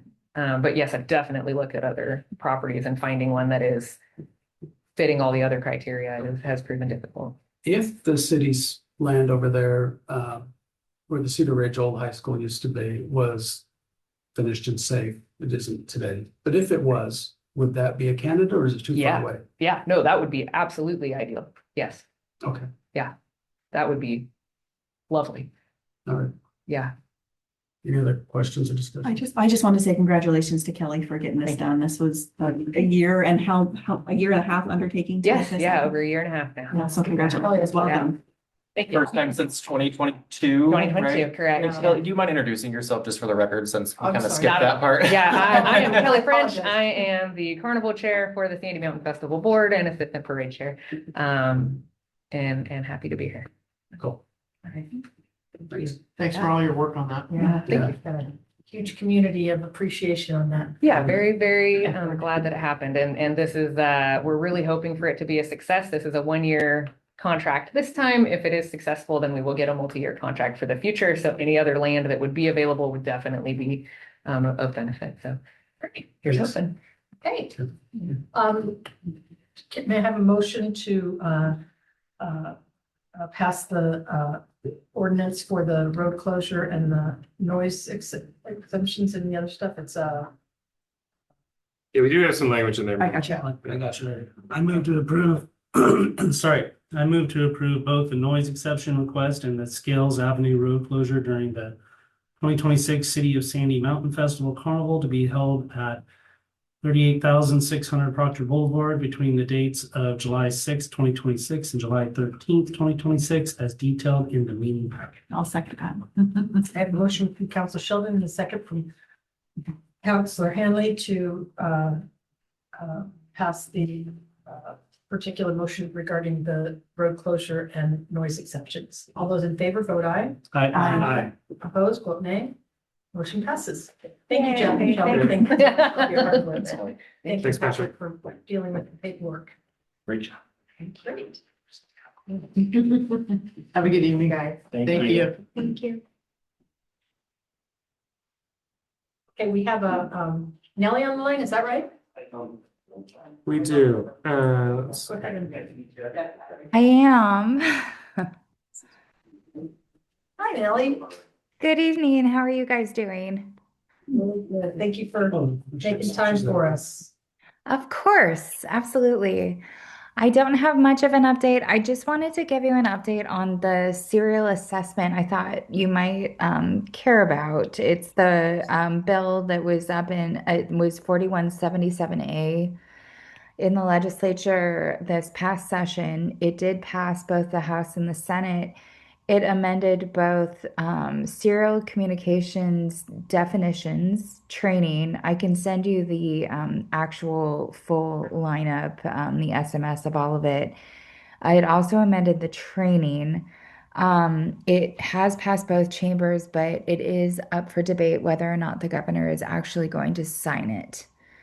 So that's kind of where we're at on that. But I know that this has been an issue of contention for you guys and one that you've been taking very seriously and complying with. So I just want Great date that we can do to help influence her or signing decision, or is that? no, I think at this point, being a gubernatorial race, there's a lot of stuff going on right now. And so it's all very political, but I think all we can do is wait at this point. But I think LOC and everyone else has put a really good foot forward on this issue. And so we're hoping that she signs it, and we still have some days. So Okay, well, I will kind of speak up because I felt strongly about all that. And this is kind of for Ashley too, but I was a little surprised by the chair of the OGEC board making a letter to the editor, basically advocating that this bill not get passed. And I think they've still been involved with, encouraging it not to get signed. It just feels like when you're working for an agency type commission like that, where you've got a lot of power and you're the one up there deciding whether people are going to, get fined or make rulings and all. It was shocking to me as a former federal employee who was never allowed to do any kind of, politicking like that. And the fact that our city staff aren't allowed to, weigh in on particular legislative, proposals, that person was able to write a letter to the editor of the Oregonian and several other newspapers advocating for that. That just seemed like a huge conflict of interest and a violation of ethical standards and a few other things. So that I'm going on the record with that statement and, Here, here. whatever happens, happens. I'm sure if I ever get in front of that commission, I won't be, you know, I'm not on their Christmas card list anymore, evidently. I'm just feeling pretty strongly that just having, like I said, been a federal employee my whole life and knowing what the rules are that come along with that position, that was a shock to me that they were allowed to do that. Is there any kind of violation there, Ashley, that happened with them doing that?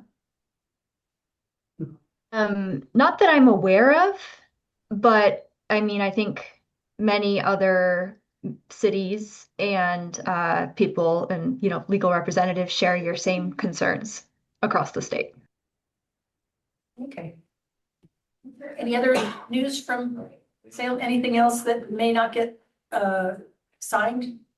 That's really all I have other than the fact that we adjourned and it was one of the most contentious 35-day sessions. We didn't make quite 35 days. We adjourned on Friday, but it was quite a lot of high level issues that needed to be handled in a very short period of time. And so it was not an easy session.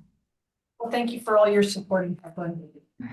Well, I appreciate that. Thank you. I appreciate you all. You guys have all been so supportive. So thank you. And, you know, it wasn't exactly the session we would have asked for, but 35 days. next year. So much. We'll go ahead and move on to our next agenda item, but thanks for coming in and supporting us tonight. Thanks, Nellie. Take care. Okay, we have a follow-up on the sign code modifications. Tyler, you want to take it on? So here we are. We last spoke about this on February 17th for the first time in many years. A long time coming on some sign code modifications. Kelly had a great staff report and PowerPoint presentation that was delivered on the 17th. We've taken that feedback, or I shouldn't say we, Kelly has taken that feedback and incorporated it into the modified sign code. I think there's a couple follow-up questions though that we still needed to hammer out, and the crux of that was temporary sign codes. So I'll just turn it over to Kelly and he can sort of recap where we left off and what additional information we need from you this evening. Yeah, so Tyler did a great job of kind of recapping the background and the context. And the only thing I really want to highlight before we jump into the one main item here is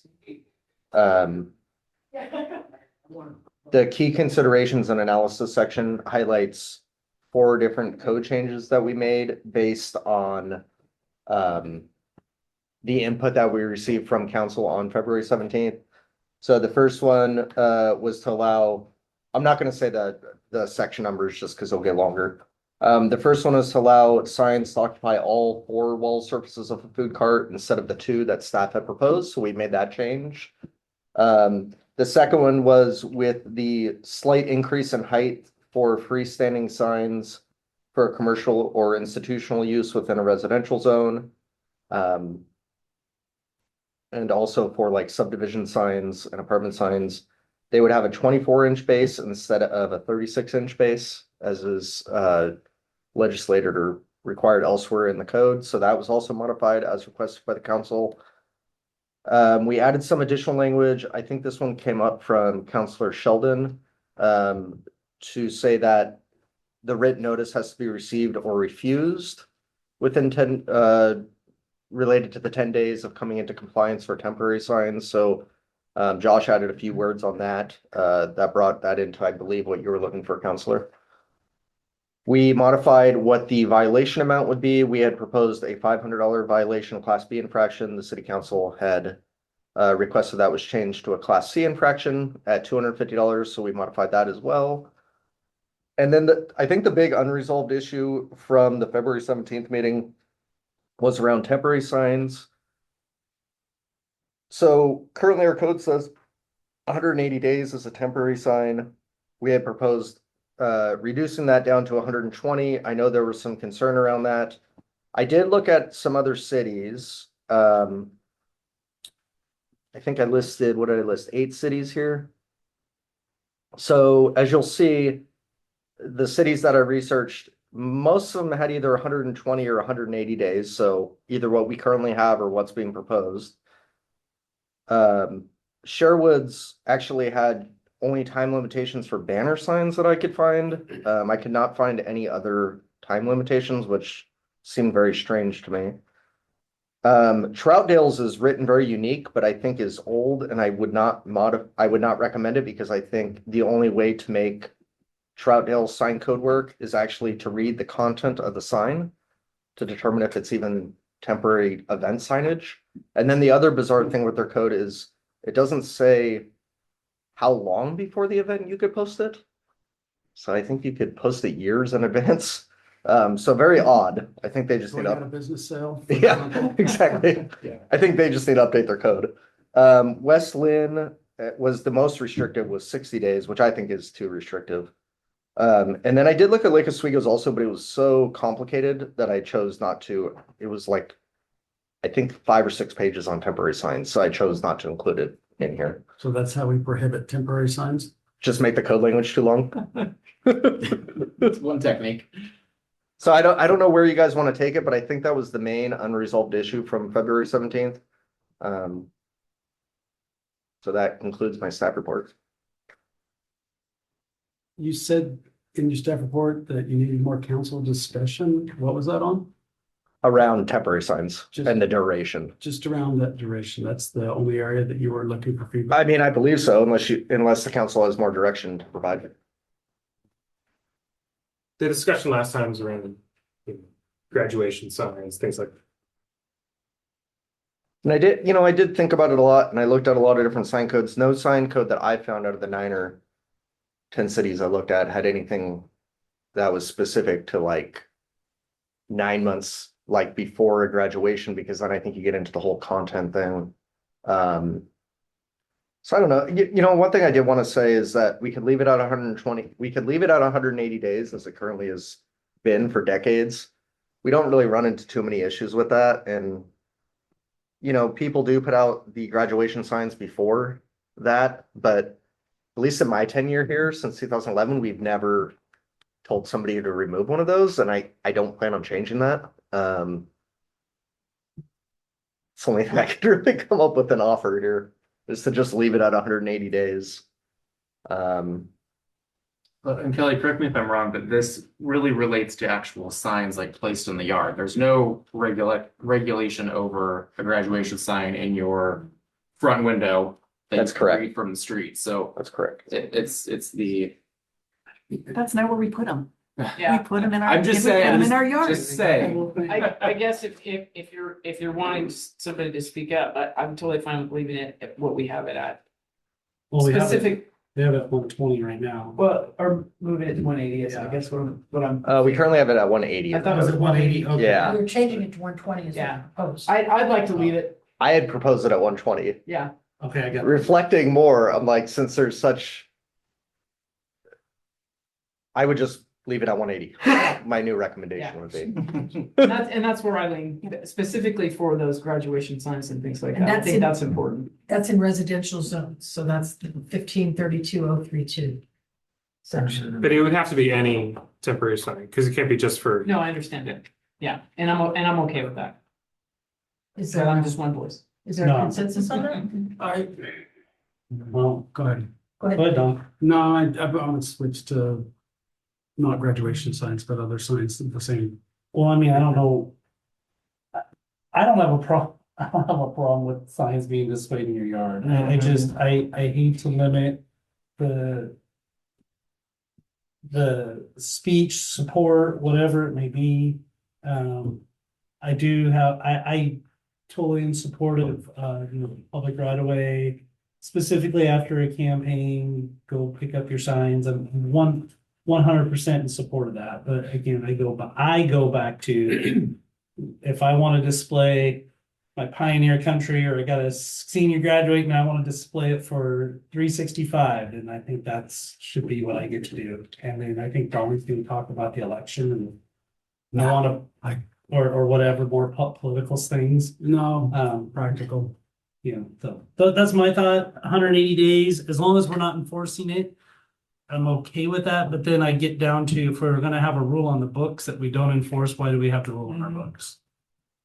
And that's where I go, because it only takes, somebody that doesn't And that's more, I don't think anyone's gonna have a problem with the school sign.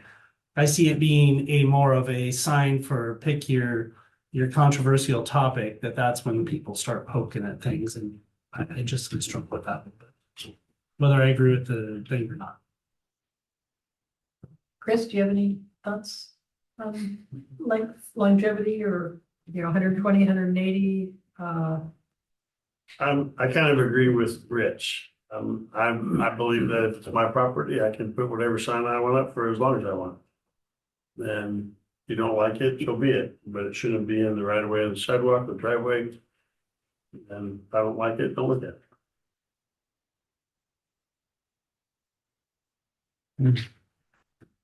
Around there, what are your thoughts?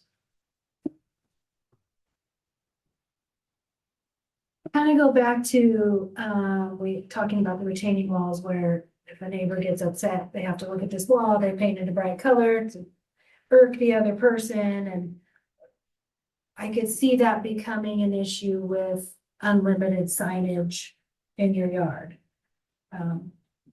Maybe not agreeing, not liking it, and one-upping, and then one-upping, and one-upping, and then the other thing that comes to mind is what I talked about the last time is the yard with 10,000 little thingies in it. Like the little wind chimies, bee happies. I'm serious, there are hundreds. It's technically the backyard of that particular house you were. That's the backyard. Mhm. I thought there was a front backs up to the walkway, bar- because I was or backs up- staring at Yeah, it. it backs up to the Barco. Was it DeBarco or Therese? I think it was on Therese, the one I'm talking about. I know where you're talking. Therese down to You know the one I'm Fawn. talking about, I yeah. think it's off to Marty too. Is At least it? I Okay. believe so. Yeah, it's right there. in It's that- on a corner. Mhm, It's on a corner. Okay, that must be the same one. But just, that is actually the back of the house, so that Is it probably the back? complicates it Okay. further. Oh, just to clarify, the temporary sign section does just say each lot or parcel with a permanent building, so I don't, So backyard, you can't put signs in your backyard, people can see. well, I mean, I think it's, well, no one's ever gonna know probably unless you can see it from the street like they're talking Unless about. it's those houses that back up to our, what's the main road? There Like a was- collector or an Collector. arterial, yeah. I just think guidelines are kind of necessary in some situations, but we can't pick and choose which ones. But I don't think, kind of based on our conversation earlier about some of the online stuff that goes on, that people, when they get in certain situations, always maybe use their best judgments when it's retaliation, or I'm gonna show you, or I don't agree. So we're kind of trusting people to do the right thing, but we have this to fall back on if they don't. I'm happy with sticking with the 180 days. You could support somebody. Yeah. Okay, John? Fine on that. When you get to the non-temporary signs, I have a comment. For me, I could go with 180 days. It's like when we start talking 365, it's no longer becomes a temporary sign. It's kind of a permanent sign. Although, like all of us that have the ADT signs, mine's been permanent. Permanent. It's half- That was one of the examples we brought up last time. Right, exactly. Yeah, ADT. So, I have another one to ask to add to that's really relevant and important. okay, go ahead. So, because I'm now living in my parents' house right now, which is on Bluff Road, set way back, and it has a big green sign with the house numbers on it, and that's the only way I find the entrance. Would be a permanent sign under our code. Are those put up by the postal service? Those are put up by the fire Yes. department. Those are put up When by the there's an fire age. department so that we can find your address. And those, I appreciate it because I can find it too. How would that? those are exempt. where is Under- it exempt? Under 153250A1. See, identification. Okay. I should read it closer. Street identification signs. Well, actually, we should probably, 15. I'm sorry. 1535. 1532. Yeah, I kind of misspoke. I think the intention is for the street identification signs, but I think we should probably elaborate that to include addresses. I think we should. Yeah, so good point. Okay. I And then you think do. So- say addresses somewhere. In sections, subsections. Ashley's cited trying by to city talk. ordinance. Ashley? Oh, yeah. I was just gonna say, we might want to talk a little bit more about that. If that's Kelly speaking, I can't see who it is. But if we're talking about addresses specifically, that would require you to read the content of the sign in order to identify that it was the address. So maybe we should talk a little bit more about how we would identify the signs that would be exempted. So Tyler, correct me. It actually does say address. I thought it did somewhere. It's in C. Of 15. 153250C. Yeah. 50C. Okay, Signs required by. they're required by city ordinance, county ordinance, state or federal law. Okay. Those include address numbers, street names, public notices. So the green sign the fire department put in is approved. The other one that the previous homeowner put in that's faded, not approved, would require a permit. Which one's the not approved one? Sorry. Something that's not green and put in by the fire department with my house number on it. You mean like a person trying to identify their No, house number up from the street? I think it would still be allowed under this section because it's saying that it's required, but it's not saying who's installing it. So we do. I'm just trying to pick up a lot of it. So much just to set the stage, long flag lot, dark, Right. you know, so if I have a red reflector out there and little reflectors out there, are they permanent signs? Are they? I mean, how granular are we getting? Yeah, so the green signs are required by So we this, said the green sign. the fire We code, could say fire department puts it in and requires it. and the building code also requires it. Okay, So I think it would be, anything I go above that, they need a permit. yes, I would think that would be correct. And any signs required or exempted from my count? They don't. count. Correct, yeah. Any of these like identification signs, that's correct, yeah. We've never looked at it otherwise. Okay, on the note about the things like the graduation sign, trying to kind of figure out a possible solution, usually our election signs are kind of out by the sidewalk or in the parking strip and things like that for visibility. If we allow a longer period of time for signs to stay up, for signs within, say, 20 feet of the front door or something like that, would that kind of address the concern or? I don't think it's, again, I'm struggling. I'm not willing to keep fighting over 180 days, 120. Yeah. So Yeah. some, but it does sound like most folks are okay with the 180. I think as long as we can go. Do we- Yeah. Okay. I was just gonna, maybe I shouldn't even ask this, but I don't have a high school kid yet, but how far in advance can you purchase those? Oh, 1 year. I mean, you Yeah. get them right. So I could When you buy one order now cap for and down. 2018 to What's save a that? little money, You mean 28? Yeah, I was gonna say. Oh, yeah. whatever my son gets to be that age. Like the one I have right now, I think it also went to the sports team. So like it says it's a pioneer country, right? So Right, I've seen them. it just depends.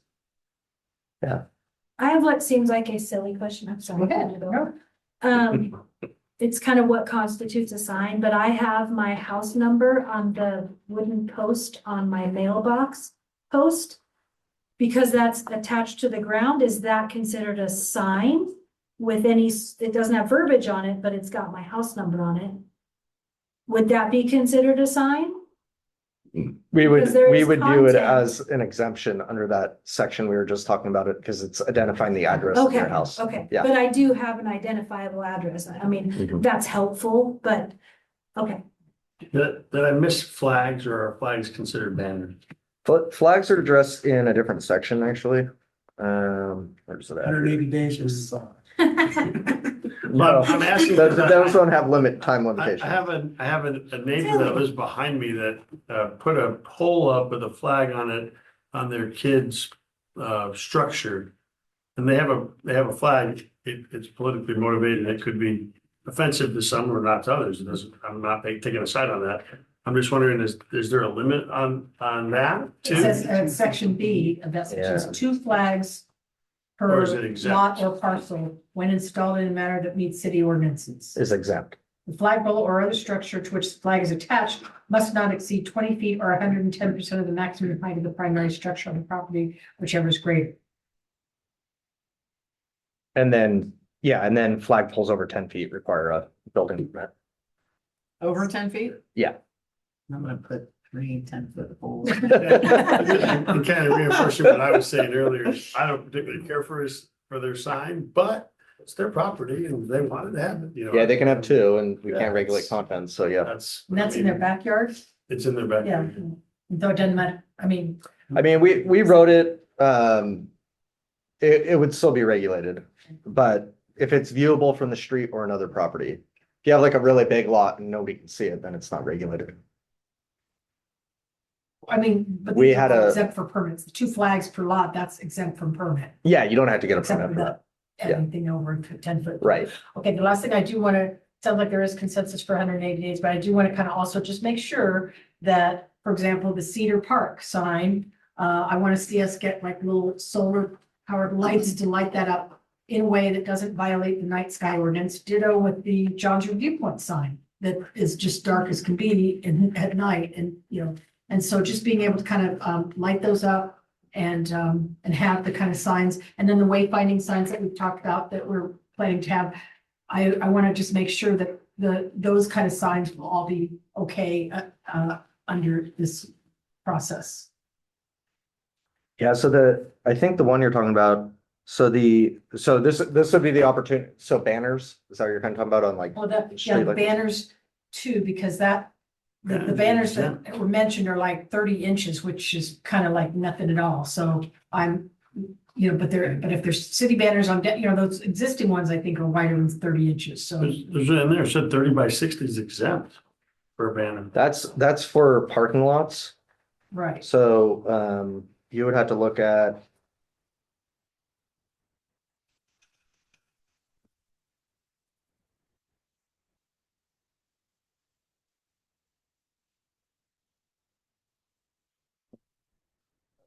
Thought there was a What's this? separate section.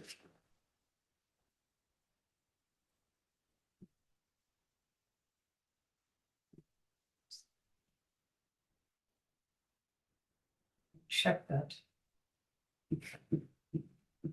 So I think you would fit that under the temporary signs for community events. Is that what you're talking about? So there'd be like banners. Under G, what was that? C says, I can't spell, it'd be G. Banners proposed to be erected over public right of way must be reviewed and approved in advance by the public works director, Yeah, so that's where you could fit that. be subject to, okay, but. If it's, okay, that signs, I thought there was something if it was if it was put up by the city. I'm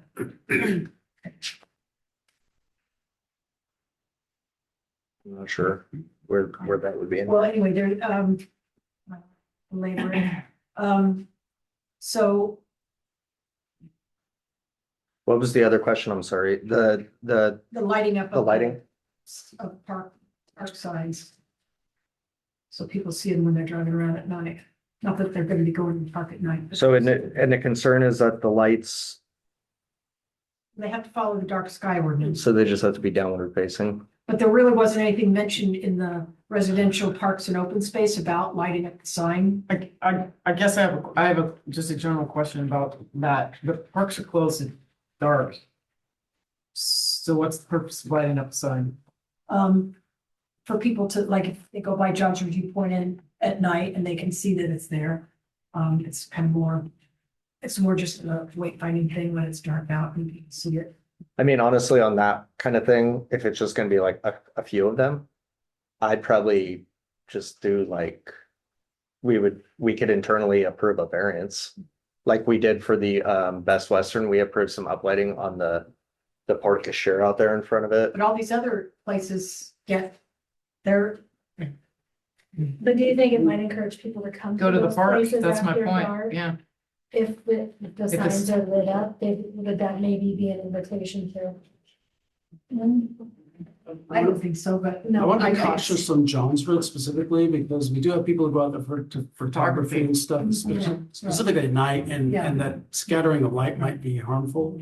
Even the ambient underneath will. We'd want to be really careful that it doesn't scatter upward, that it's very much Street downward. lights. I get Yeah. that, but we'd be adding to it is all. So, I think we could, but if the council desired to do it like there or at another park or at a city facility, we could, I think. There wouldn't be probably very many of those, so this would be my preference. I'd rather handle that through like an administrative variance. And approve it and not change I the just whole don't want sign code for it. $1,500 for a variance for. Well, no, I think it's like 400 and something for a sign variance. All right, well, do we have a consensus? Does somebody want to make a motion? Sorry, I could make one more Oh, I'm question sorry. about, that's okay. When we're looking at the feather signs, which I know this is weird, it came up in a Mountain Festival meeting. Is that what sign? you define that for the rest of us. Yes, I will. The feather signs are like those tall, like if you're driving by the food carts in Boring, the ones that like stand up The and dancing man or the. not the dancing men, but they're tall and they, Like a half kite. yes, like a half kite. A And they sail. just, yes. A thin sail. Yeah. So We don't. those are prohibited, I read. Correct, yeah. And then I'm reading in temporary signs for community-wide events, it names everything but a feather sign could be could be approved as part of a community event. Where's that at? That's 15.32.035. Towards the end of that section, I think, right? Oh, it's A. Oh, is it A? Okay. Maybe it's not A. Oh, no, sorry, it's C. Why would that type sign be prohibited? I don't know. Oh, because it's attention, We've it's never allowed attention them. grabbing. When you go into Gresham, there'll be like 50 of them. Well, I know, I mean, I'm a retailer, so I know what they are. I just wondered why. Yeah, I would not advise allowing those in the city. They'll be at every single business along Highway 26. There's a lot of history to it. It was a big It was item of very discussion around 10, contentious 15 and- years. How many years ago? 15, that last time the sign code was updated, Yeah. So 2011. there's just history that it was previous policy to avoid them. Like Pizza Hut would have one. I mean, every single business in that Sandy marketplace would have at least one. So you'd have just tons of clutter through there. I think it was really in an effort to distance ourselves from the look when you go into Gresham. That's honestly why it happened. But I guess it allows those things in a community event. Right, but it specifically says everything else, but it doesn't specifically say that it's allowed, a feather sign is allowed, and that's what they were talking about. Is it a wind activated device? Mm-mm. That's what we would It qualify would be as. qualified Yeah, as that, okay, so Yeah. that, it would be allowed so they could get a permit for that sign, if for that type of sign, if, for the signage for the community event. Yeah. okay. Yeah, that's the purpose of that section, is to allow for more attention attracting devices than we typically would for specialized events, instead of However, like on a year-round basis. a retailer wanting to have a promotion for the weekend could not get a permit to put out a sign Nope. like that. No, Should have asked, maybe we talked about it. Where does the trunk monkey fit in? the trunk monkey. What was that again? I forget kind of what that was even. Oh, these giant animals blow up things, attention. getting- Yeah, That wasn't the trunk monkey. The Goodwill spot. That was the Goodwill thing, the Well, blow we had that one, but years ago, there was an actual blow up trunk monkey on the old, suburban places. They used to have one they put up there periodically.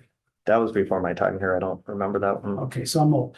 I'm just saying, We've established that. We do get some on a neighboring business around certain holidays throughout the year that are close to City Hall. I just want to make sure. So, Inflatable we- rabbits sometimes, or we- turkeys, or. yeah, we allow it through holiday decorations, yeah.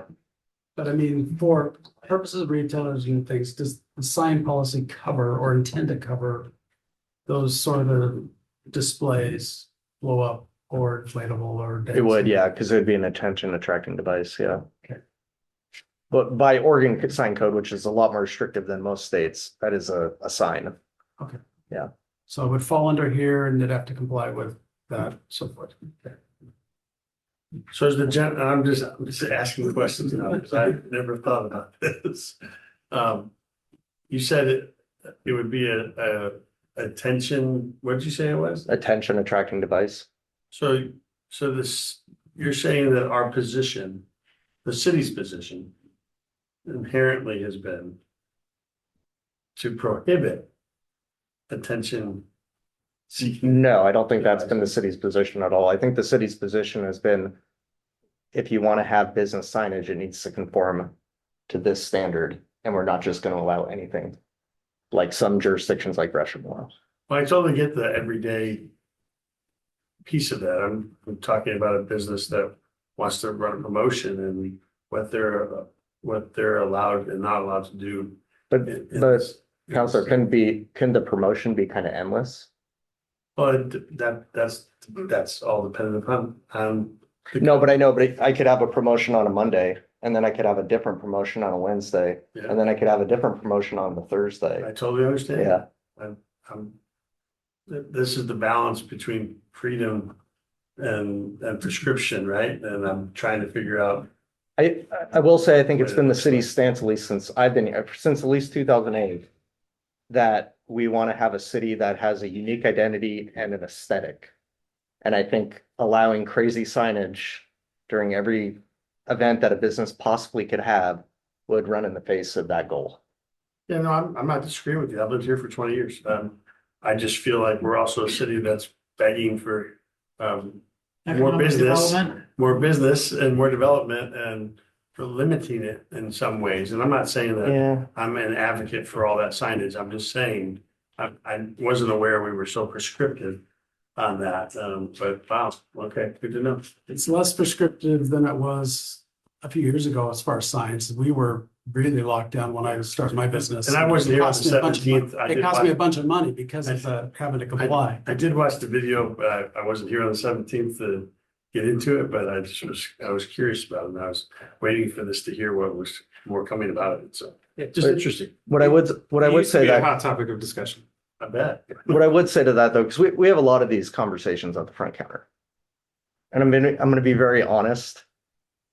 If a feather flag or a wacky man is what you need for your business to be successful, your business is on its way out. Like, just to be quite honest. Yeah, Kelly, I've been running $800 million businesses for the better part of 30 years of my life, and that's not a true statement. Retailers do things to promote their location, and just to have a vibrant time, and not because they need to make money. And I'm not saying that we should allow that at all. I'm just saying what you just said is totally not accurate. Well, And I a person believe who's it been in is. retail his entire life, that's not a true statement. But I understand a city wanting to limit what signage they allow to be on their street front. And I support it in some ways because I've been on council for 3 years, so. Is there, oh, I'm sorry. Oh, Is there an interest in bringing this back for an additional follow-up on those other types of signs that we've been talking about? Or are we okay with where the code is at, getting the temporary sign or leaving the temporary signs at 180 days? And then bringing the full package back for adoption? Yes, this conversation has already been too long. Again, like I said, I listened to the transcript before and just was trying to get my 2 points in. I'm totally good with the way it's written right now. I just want to point out that drunk monkeys and things like that would be prohibited under the temporary sign 6 foot tall limit. So 5 foot tall monkey is okay, but not 6 foot. Well, I'm just saying historically, we have had things, we've allowed things that this code would prohibit. Yeah. So I've heard that we're willing to amend the proposed ordinance to allow 180 days. Any other amendments, proposals? May I get a motion? What's the motion? There's We just- no, Yeah, we're he's just asking. Yeah, we just got the feedback, so This is we'll, just feedback. Oh, okay. I thought- yep, we'll take that, incorporate it into the sign code and bring that back for adoption Draft in the near future. ordinance. Okay, got it. Can we make sure, I don't know how we notify, can we make sure all the businesses are notified for this, when this comes for a hearing? We'll push it through the business license software. Yeah, we can send an email. Thanks. blast out or Because, I something mean, it similar to affects that. them, so they should definitely have an opportunity to come voice opinions. Okay, so Thank you, Kelly. Very good. Thank you very much, Kelly. Appreciate it. Okay, we've got the one last item and it's the bin list discussion follow-up. Yeah, so thank you, Mayor. On March 2nd, so just 2 weeks ago, we had this conversation initially. I want to focus less this evening on actual bin list topics and more around answering 3 questions that I think I need some clarity on so we can have a process going forward. And so those 3 questions, I'll just throw them all out there and then we can have a conversation. The first, determining how items get added to the bin list. The second, determining the timeline and recurrence for discussing the items that are added to the list. And third, determine how and when items will be moved forward with allocated staff resources to advance the item to a council vote. Currently I have a post-it note system. Don't love that system. I would love to have a more formal system so you all have transparency around who has recommended what or who has raised an issue. So maybe I should just pause and open it up for discussion. Yeah, for me, I gave some more thought to this and, for me, I kind of counted like 4 ways to get an item on a list, like to get an item on the agenda. And one was, of course, talking to you and you putting it down on your post notes in your monthly check-ins with Tyler. The second one was to mention it to me and I would add it to the list. And whether or not I agree with it, I would add it, but I also understand that people might be reluctant or dubious about that. That's fine. So the third opportunity would be every meeting we have a changes to the agenda. And so that's an opportunity for you all to say, hey, I would like to have added discussion, a short discussion about the opportunity to add this agenda item for future discussion. So there's an opportunity with changes to the agenda every meeting. And then the 4th way was to, when you do your comments at the end of the meeting, to go ahead and say, hey, I'd like to, I've got this idea I want to kind of pursue and I'd like us to consider adding something like this to an agenda. So for me, how items get added to the list, I don't really see a need to kind of codify or change council goals necessarily, only because one of the things with this OJEC stuff that's going to get changed anyways, I would want to kind of wait till all that dust settles about all that stuff before we put that on our to-do list for changing council rules, because we're going to need to probably do that at some point anyway. We can change this then. For now, we have 4 ways to do it, and I feel like those are all pretty good. Then the second item you have those determining the timeline and recurrence for discussing the items added to the list. And, I was kind of considering monthly, but I could, be talked into something else if people felt a need, just a monthly check-in on the bin list and things.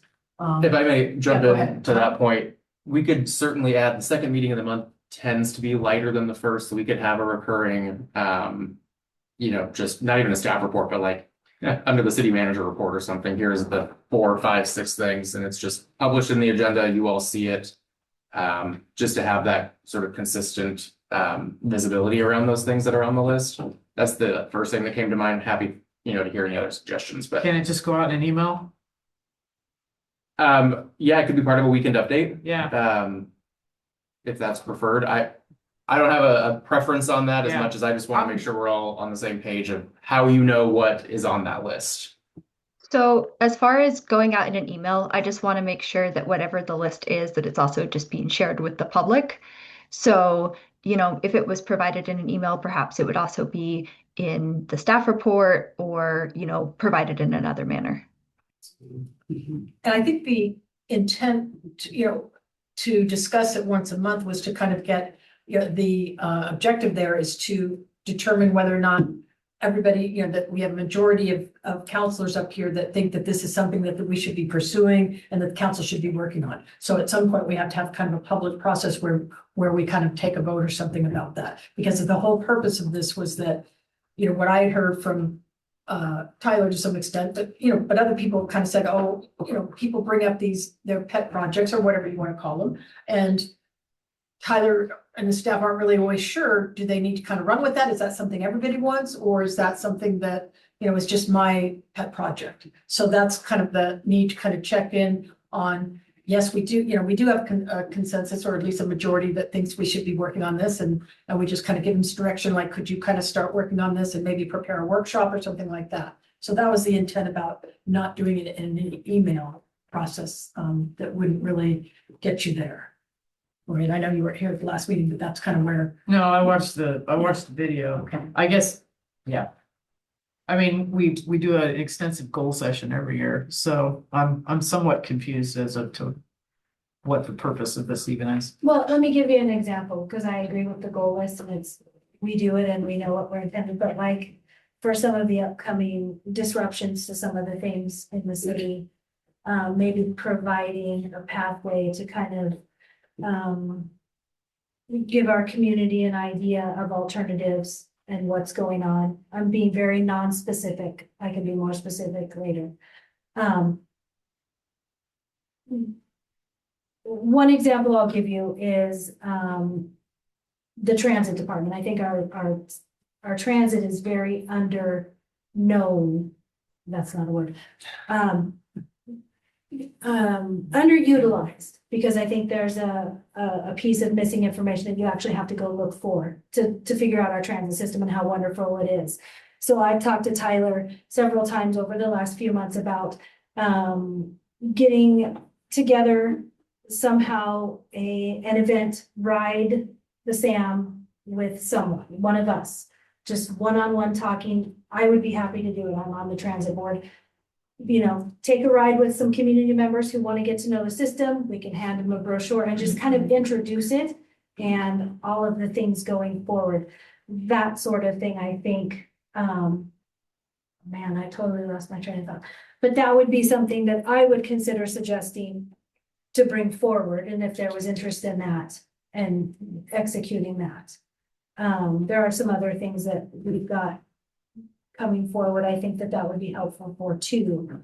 Yeah, I guess in my mind, that's just in your council report. It's just, hey, I've got this idea. So But I think it would it just involve, seems like this I is think it being would made a big deal, involve, and it doesn't seem a big deal to me. yeah. I think support from all of us, Bill, shows the community that we're kind of all with them together to a certain extent. Even though we all have very different lives and roles. I like the water bill. We all pay the water bill. We all know it's a necessary evil to have water and to take care of the problems that have been skipping down the road for 2 decades.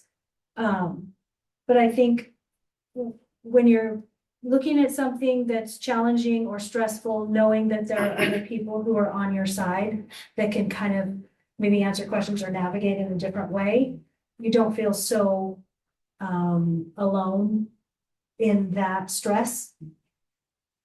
And maybe having those of us who decide and kind of have to navigate some of these changes and how we make it work, not just for the community, but for ourselves as well. It might be nice to have some community outreach in that respect. That's a lot of words for what I'm trying to say. If I can just jump in, I mean, the easy one that comes to mind for me is this solicitation ordinance that the mayor had brought up to me 18 months ago, maybe. I mean, it's been a long time, and it wasn't a huge urgent issue, but it was kind of on one of those Post-it notes, and we'll get to it eventually. What's the avenue for me to say, hey, how many of you actually have interest in looking at modifying this section of the code so that we can allocate staff time to bring back a revision and get it, across the finish line? So what I'm looking for is just some sort of and I don't even want to call it a formal process, but some sort of agreement that we're all under the same working impression that, yep, if I float an idea with Tyler, he's going to bring it up, within 6 weeks, or I'm just going to bring it up myself at a council meeting and, we'll do a quick straw poll of like, yeah, there's interest in allocating some staff time to this, so that things don't just get in a bin and then never pulled out of a bin. Are you really getting that many requests that you have to have a formal process? That's what I guess what I'm lost in all this with. It can I- seems like it's being made a big deal, and it seems like it's a simple. Yeah. Can I offer first of all, an apology for how I handled myself last week or 2 weeks ago. But second of all, to kind of give you perspective of why I think this is important. This isn't completely just because of the OGEC. But it's a complication. If I want to test an idea that I have, I'm now very much limited under the broad interpretation of the OGEC rules, and at the risk of $1,000 fine for every time I violate it. Of talking to each of you and kind of seeing where you're at. The only real form now is in the meeting, You're right.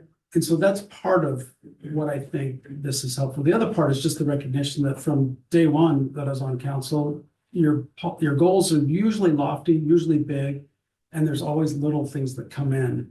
And how staff and us even reconcile the priorities of the big stuff that we're trying to do with all these little things that come up. We need to look, see, and adjust those priorities regular. Are we missing things now, though, Don? I Yeah, mean, That's right, I'm confused by the seriously comparative. asking the question, are we missing things? Because Well, I don't know of anything that any counselor that I've been, since I've been at council, that they haven't brought up at the dais, and then we decided at the dais to add it to the agenda and have a discussion about it at the next meeting, so or so far. we do, but a lot of times we're at 9:30 or 10 or later when we finally get to our reports. We're all burned out and tired. The last thing any of us, even the guy pitching it, wants to do is start a discussion that might need 5 minutes or longer, of something when we're all just ready to go home. So the thought was get them on a list and then at a regular time, like when the agenda's lighter, when we're fresh, it is part of the agenda, then let's do the thing. What I pitched, which isn't that different, I think, Mayor, first of all, you suggested, how to get on the list and suggested a timeline recurrence. I agree. I think those are fine suggestions. So really what my talking is, why even put it on the list? It's really that opportunity for me to pitch. That's the term I used last time. If I have an idea, I want a minute, 2 minutes of your time. I want to pitch it to you. I want to see if I can convince you enough that it should stay on the list and someday get prioritized. And if I can't, it's off the list, because Mayor, you mentioned we got to know when to, when stuff's not going to fly, we got to know when to kick it off. And that's really it for me. And in the, spirit of no good deed goes unpunished, it was my intent to, because I have heard people say, like, I'll give an example, Carl and the Arts Commission, every meeting just about, we heard about that. And yet there was never any kind of, complete discussion that, yes, a majority of us support moving on that, or a majority don't want to move on that. So it, kind of came up. And so my intent here was that we kind of fish or cut bait on some of these. And I agree, they're not very often. And so I don't even see a need, it's not something that's going to take a lot of time. I thought it was a fairly simple thing, but I did want to honor the fact that when people bring stuff up like that they do want to do it, whether it's a change of the code ordinance or something else, that we have the ability to kind of have a little bit of discussion on it and decide whether or not we have a quorum that, or at least a majority that want to pursue that, have the staff work on it. The other part of that though is just, getting updated on it and whether we need a workshop or what. And then the third part of that is that doing that at the very end of the meeting when we're doing our report outs, for me, that's kind of more of like, you say your piece, you say your piece. I'm not going to, I don't really want us to get into all this give back and forth, because that's really kind of a report out thing. And so when we start getting into these discussions about it, especially if heated at all, then it's late and it's not a good time. So this process was a way to occasionally do a check-in on, are there any issues or and I agree, or, putting it on the goal setting is kind of where it should go, but some of this stuff is pretty small potato stuff, or could be done fairly quickly or whatever, or maybe it is a big thing and we do need to kind of reevaluate where or when or how much of it we do take on and what might have to drop off the list. So that was my effort to kind of try to make sure all of your pet projects or ideas are heard and at least dealt with. So it was really hopefully not gonna, like at the last meeting, I thought it would be like a 5-minute agenda item. And that's when, because we had an executive session, I kind of got, okay, we got to move on. And so I did wrap it up too quickly, or too roughly. How many items are on the current bin list? Well, there were, after our last meeting, we moved 2 off of the bin list, and we're actively working on looking at the noise ordinance and solicitation ordinance or door-to-door sales ordinance. So those are not on there. A couple other ideas or things that have been floated to me. Modifications in utility bill, due dates, roles and responsibilities of the city council, and kind of a refresher on council rules, which the mayor talked about. We may have to make some changes anyways, depending on OGC changes and whatnot. So that might just sort of naturally find its way onto an agenda item in the near future. And then a conversation around, traffic and related issues at Cedar Ridge and Sandy High. Are the three that I have handy in front of me right now, but there may be more that I have on a post-it note that, or that some of us have talked about verbally that didn't make it on this list. You know, the point about council goals, and I had talked about this, several months ago when I brought an update back to the council. My intent is to sort of do that every 6 months. And so one potential is just, great, you give me an idea and I'll incorporate it in the next council goal update. And here's the other items. That's going to be a much longer turnaround time though, depending on when an item comes up, but that's one possibility. The other possibility is, you mentioned it in your council report, and I just jump in and do is there consensus? And you all know that I'm just going to interrupt you and say, is there consensus to move this forward or bring it to a work session or something? But what I'm looking for is that ability to say, I hear you that that's important to you, but we've talked about it at council. It's not important to the rest of them. It's not getting traction right now. Or, yep, I hear you. That has gotten support from the rest of the council. We're actively working on X, Y, and Z. Here's the timeline.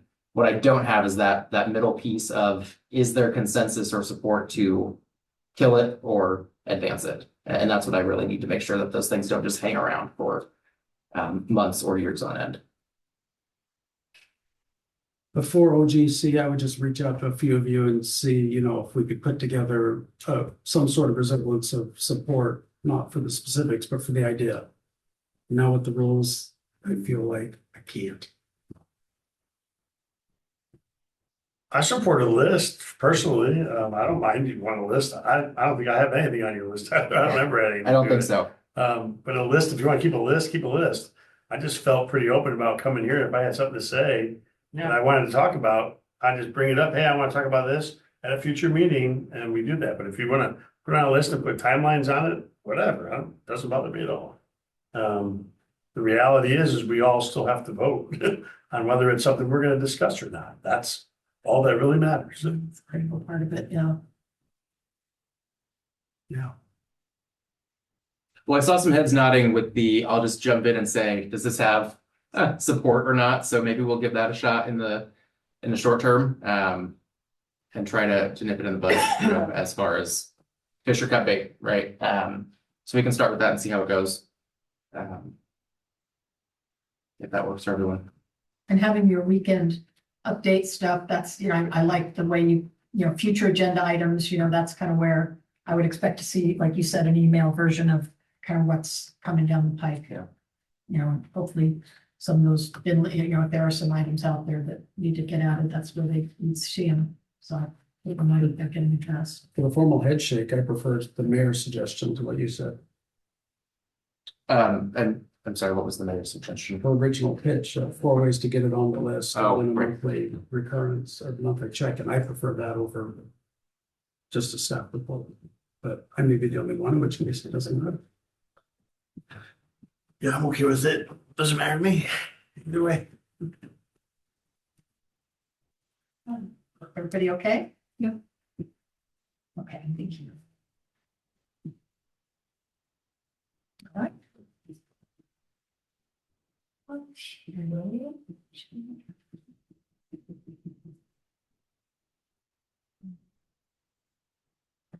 It's me again. So we just mentioned this briefly, but I'll say it with a little more detail.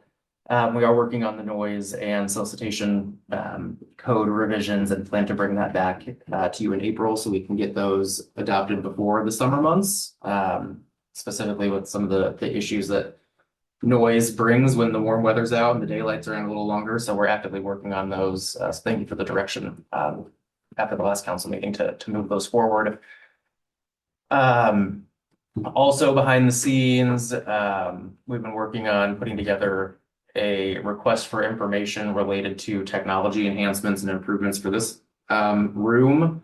So Greg's been hard at work at that. We will be publishing that RFI later this week, so we can start getting some information on sort of what the best approach to address the technology, sound, acoustics, etc. All the issues that come along with the technology in this room.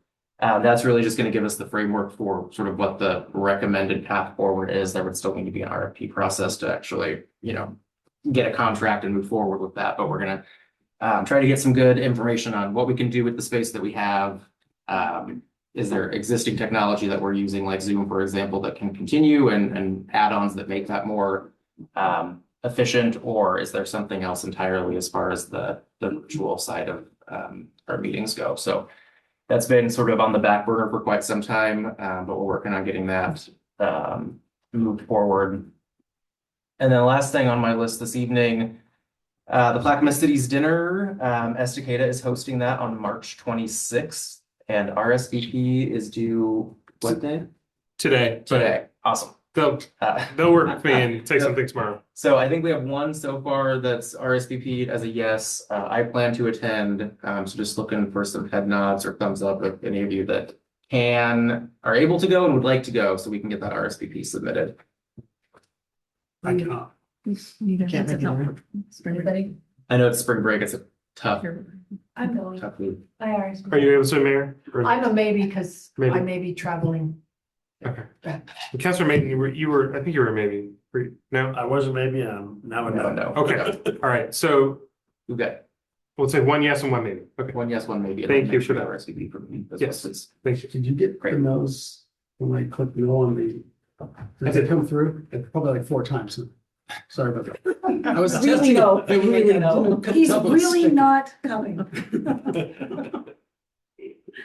I think that's all I have for you this evening. Okay. No report today, thanks. Mount Festival, good stuff coming, lots of good things to be excited about, especially the carnival. Tyler, I was gonna ask you when you were talking about the sound request, is there a possibility to sound is such a disaster in this room, if we reorient the room, if that changes some of the acoustics and if that gives us a better. We will ask that question to Okay. see, yeah. I think part of the problem, if you don't mind me elaborating, Please. I think part of the challenge in this room, technology is old, but there's also a lot of distance from where you sit and where someone in the very back of the room sits, with noise happening in between, right? If someone's delivering a staff report or if there's, anyone else in the room. So one of the concepts we've talked about internally is if this room was kind of shifted and if that shorter distance of the audience would benefit the ability to hear audience members and the council. So we'll explore that potential as well. Thank you. And last thing, a big shout out to everyone who's worked so hard on Mount Storm, especially Amy, Carol, and John. I know John's been over at Cedar Ridge specifically, and that's one of the schools where I am, and the feedback has been so positive, and the biggest Mount Storm ever, over 300 kids, and they do incredible work. So thank you for all the time and dedication and effort and professionalism that y'all put into that event. It really means a lot to those kiddos that get to participate. Thank you. I don't have a whole lot of exciting things to ramble on about again. I did plenty of that a minute ago. I still don't think I made sense, but in my head, it just kept sounding better. I have, I know, I'm trying to elaborate. I've slept like 10 hours in the last 4 days, so, and I'm doing it again. So I have a transit board on Wednesday. And then 2 weeks from tonight, I have planning commission to go sit in on and I have planning commission on the 30th. Other than that, I'm just gonna be done. All right. I'll be brief as well. C4, I had that. The gist of it was it was down in Malala, the police department. So they talked about how they built, they say built a new police department. In addition to, there was a little bit of discussion around the transportation plan, And that, again, there was no pushback on bringing the city's ideas forward. Now, what that means, once it hits the county, who knows? Yeah. And then a lot of discussion about stuff that probably didn't need to be discussed for 30 or so minutes by certain commissioners. That was it. Otherwise, on to Lori.